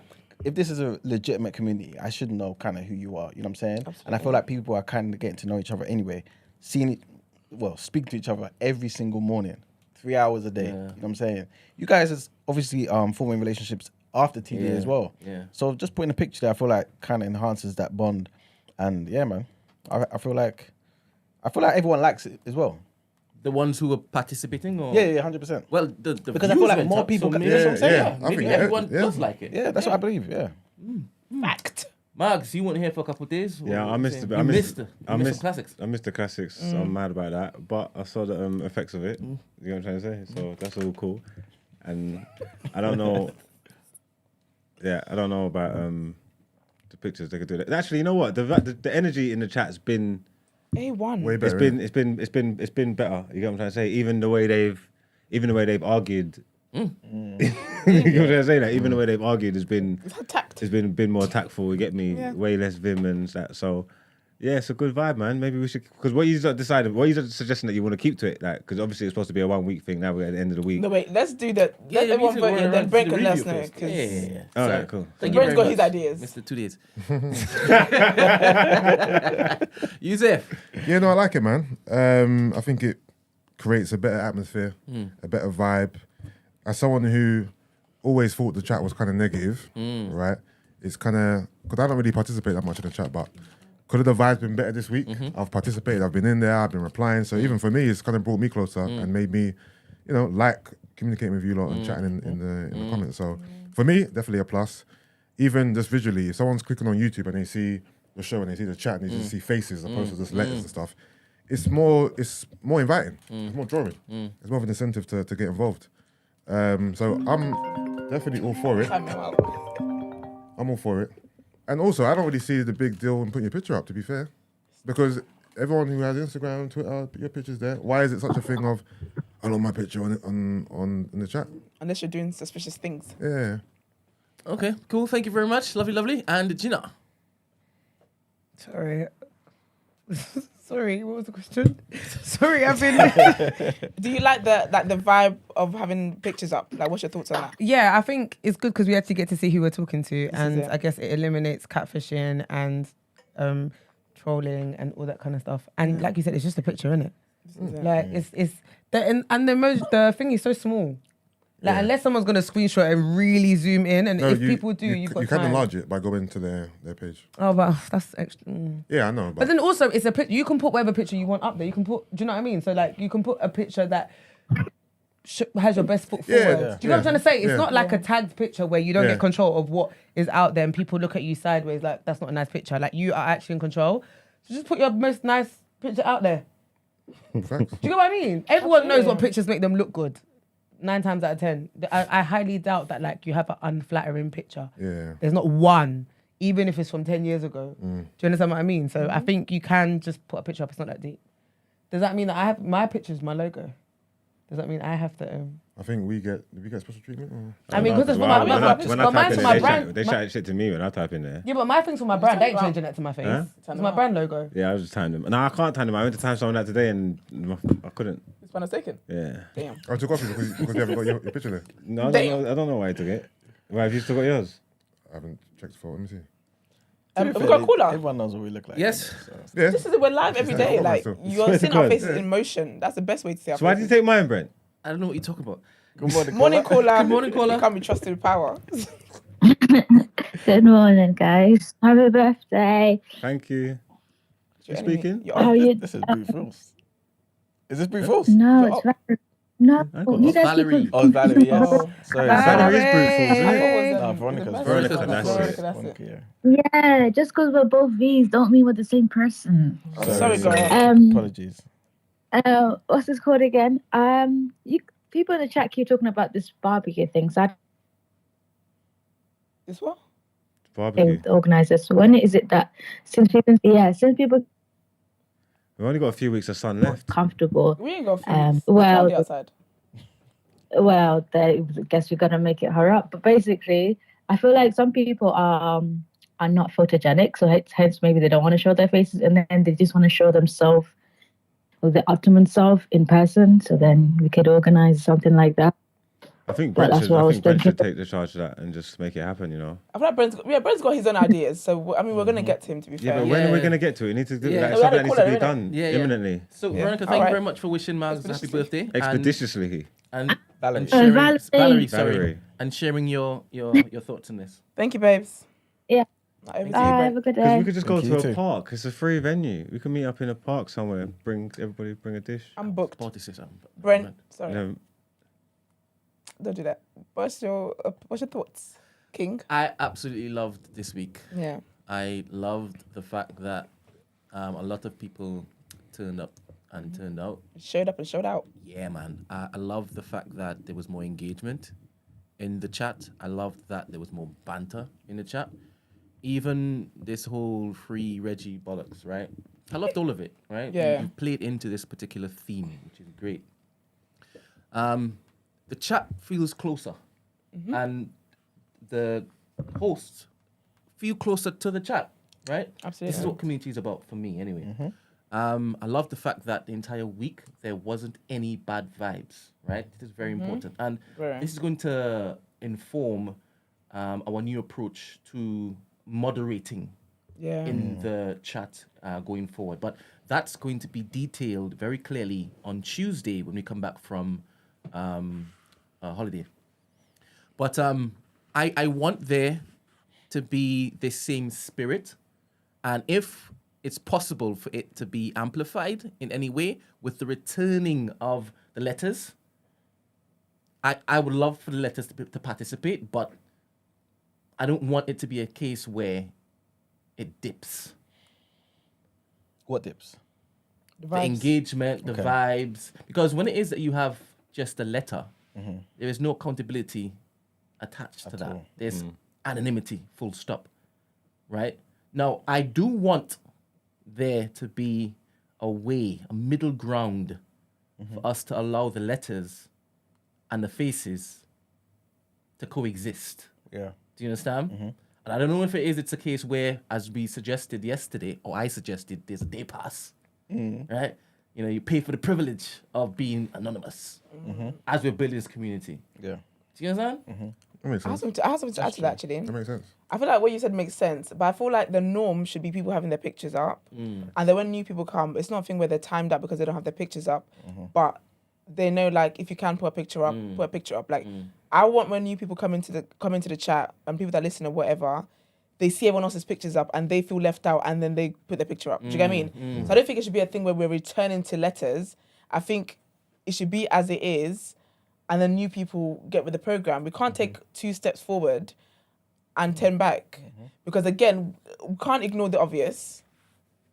When letters were going in, there's a lot of bad vibes. There's a lot of bad vibes, a lot of side comments, a lot of annoying things that was happening.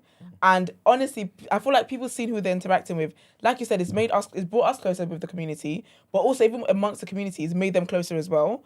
So I feel like we found a good thing, and it'd be nice to see how we can carry on with that good thing and even make it better. Okay. The letters include the people who don't have their actual pictures up, right? Because people could put up pictures of footballers and cars and stuff.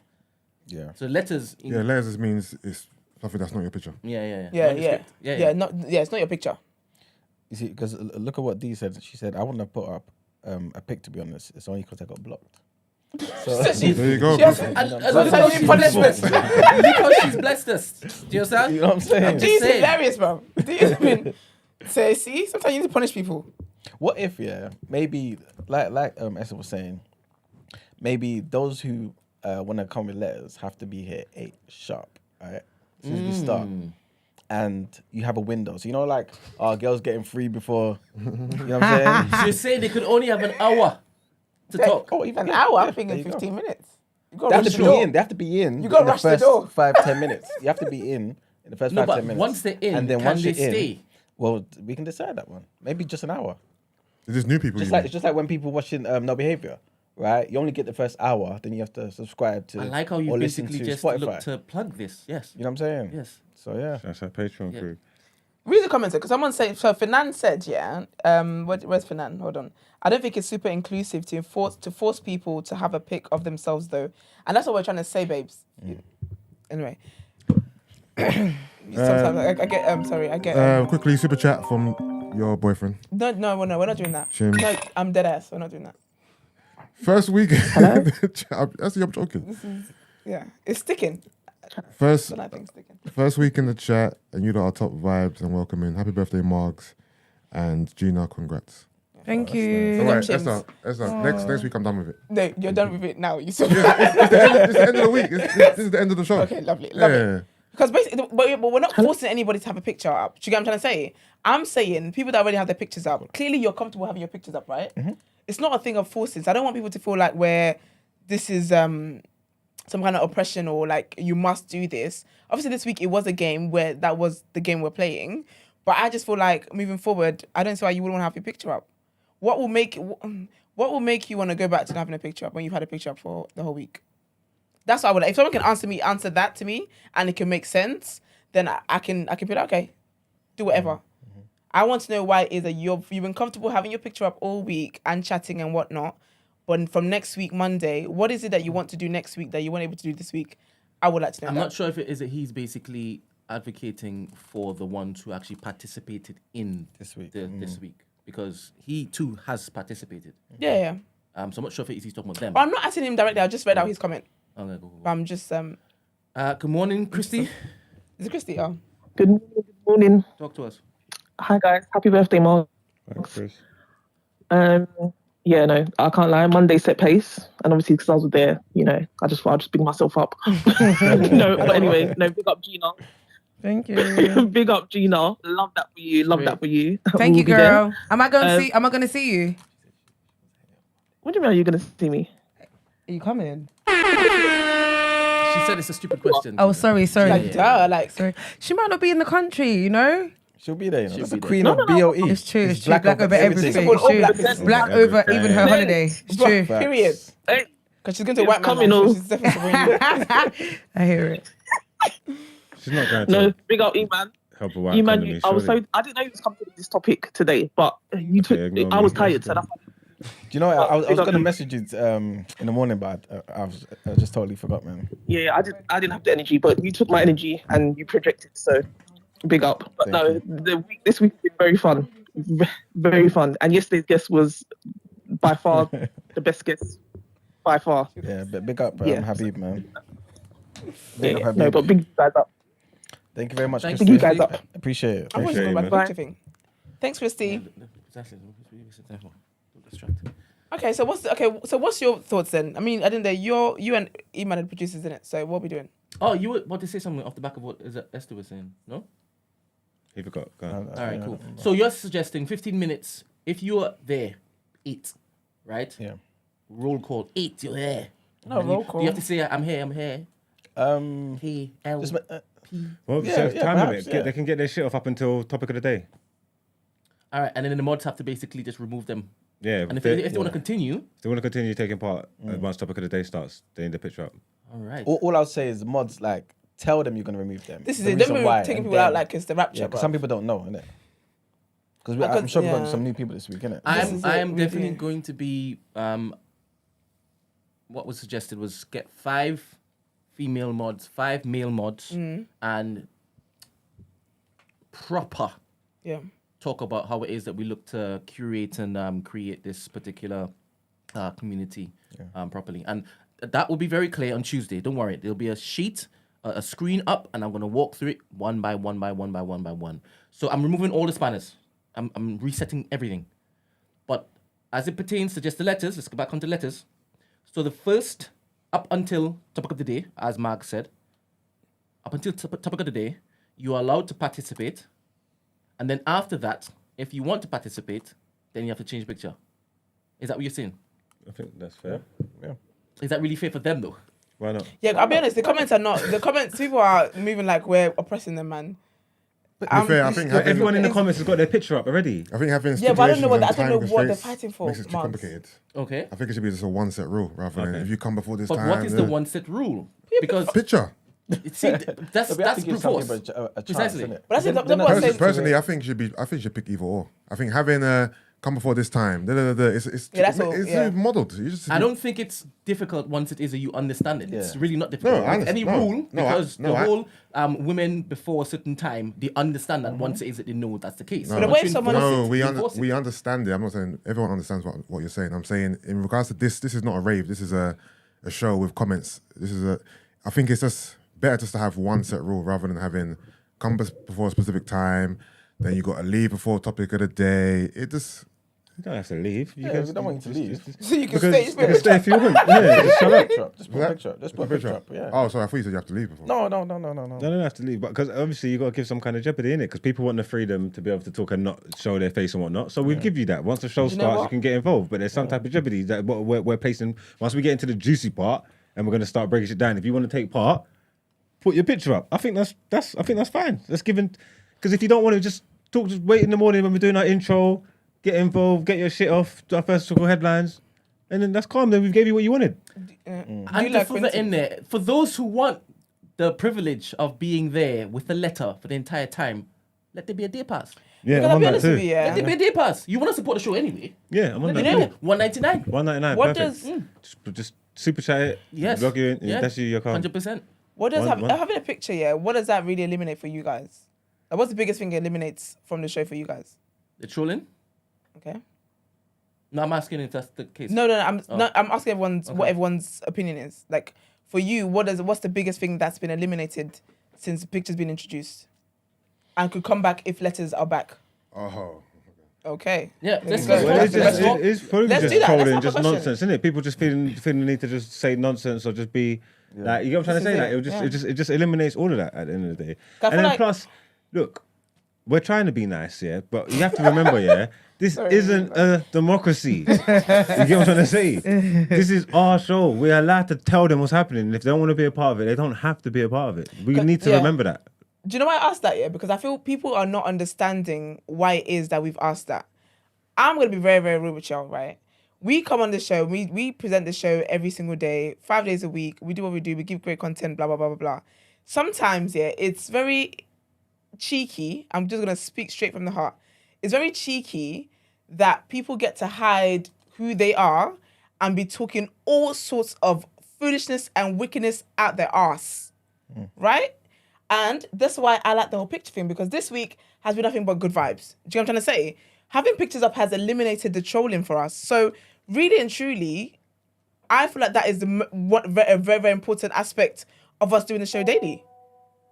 Do you know what I'm saying? Making sense? 100%. Do you know what I mean? So when we're talking about, when people are saying, yeah, it's not fair, blah, blah, that's fair enough. I understand what you're saying. But again, we've got to, respectfully, we've got to do what protects us first and foremost. And what protects us is that everyone having the pictures up has eliminated unnecessary trolling, eliminated unnecessary like mean comments and whatnot. You might not see it because you're in the chat doing LOL, but the hosts I fucking see it. Do you know what I'm trying to say? So for me, I am pro pictures, and I think if you have an issue with putting your pictures up and stuff, that's fine. But you can comment like everybody else. Then after the show's done, leave a comment on YouTube and leave your thoughts on there. Go on Twitter, hashtag then and stuff like that. Do you get what I mean? But YouTube is a form of social media, and on other social media platforms, most people put their pictures up and whatnot. But I'm sorry, but I can't justify this whole letters thing just so people can be saying whatever wickedness they want to say and whatever opinions that they feel like they should be entitled to say because they feel like they should say it.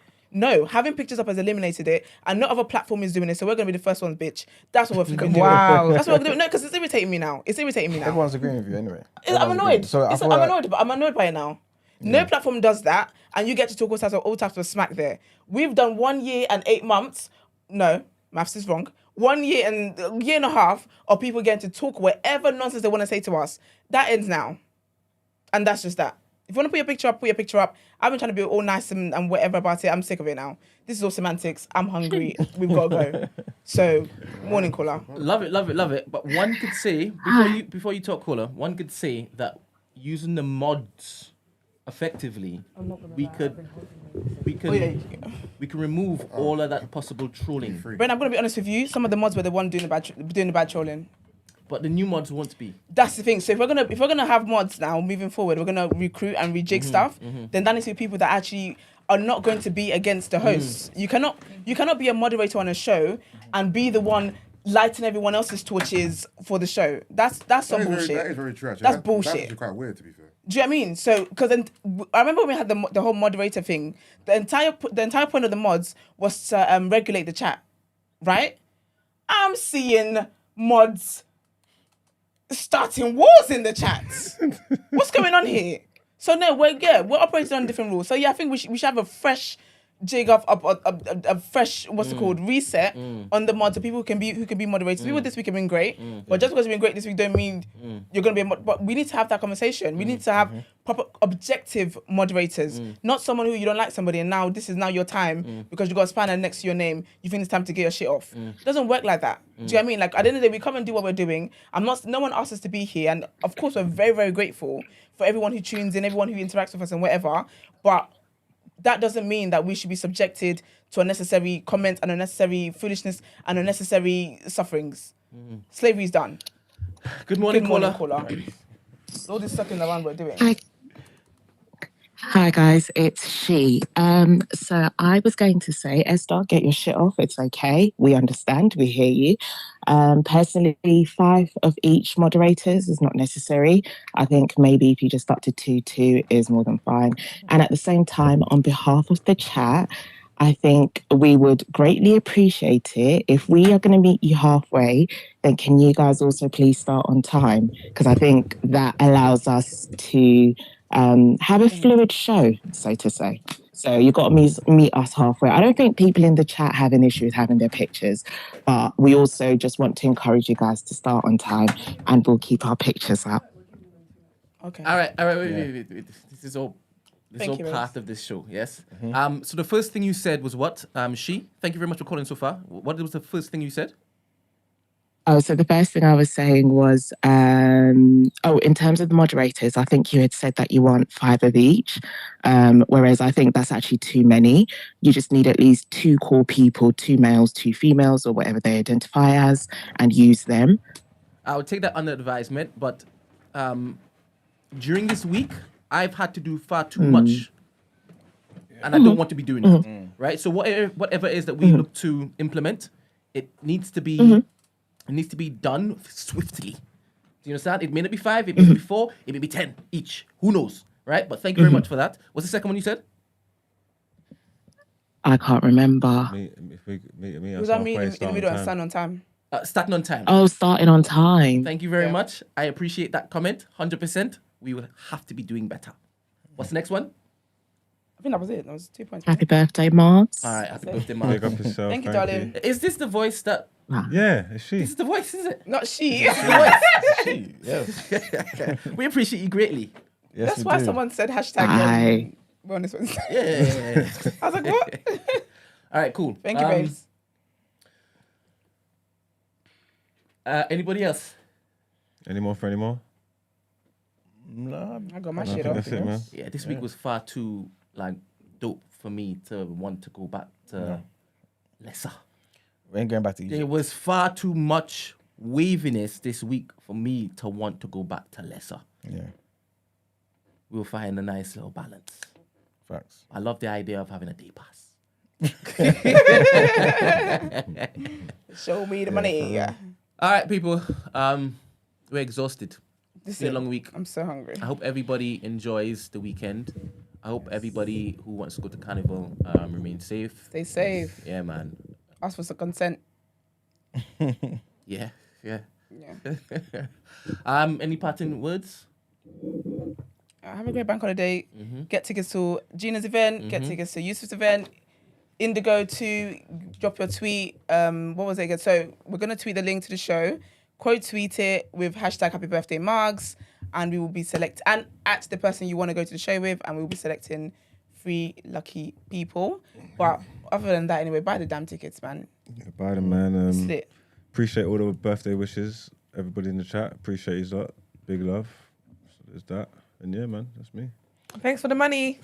That's right. Period. I just wanted to say, It's giving the what's it called, visiting pastor. No, just let it go, man. happy birthday to Mash That Margot, of course. That's You know right. what I'm saying? UK's greatest rapper of all time. What was that? What? So what was that? Just want to say I'm proud of everybody in the room. Thank you very Black much. excellence. Period. And just to say that I believe that everybody has the potential to also be great. Every black person. And I believe in black people. So, you know what I mean? Let's just be great. Love that for us. Love that for us. All right. See you Tuesday. Bye. Peace. Ciao.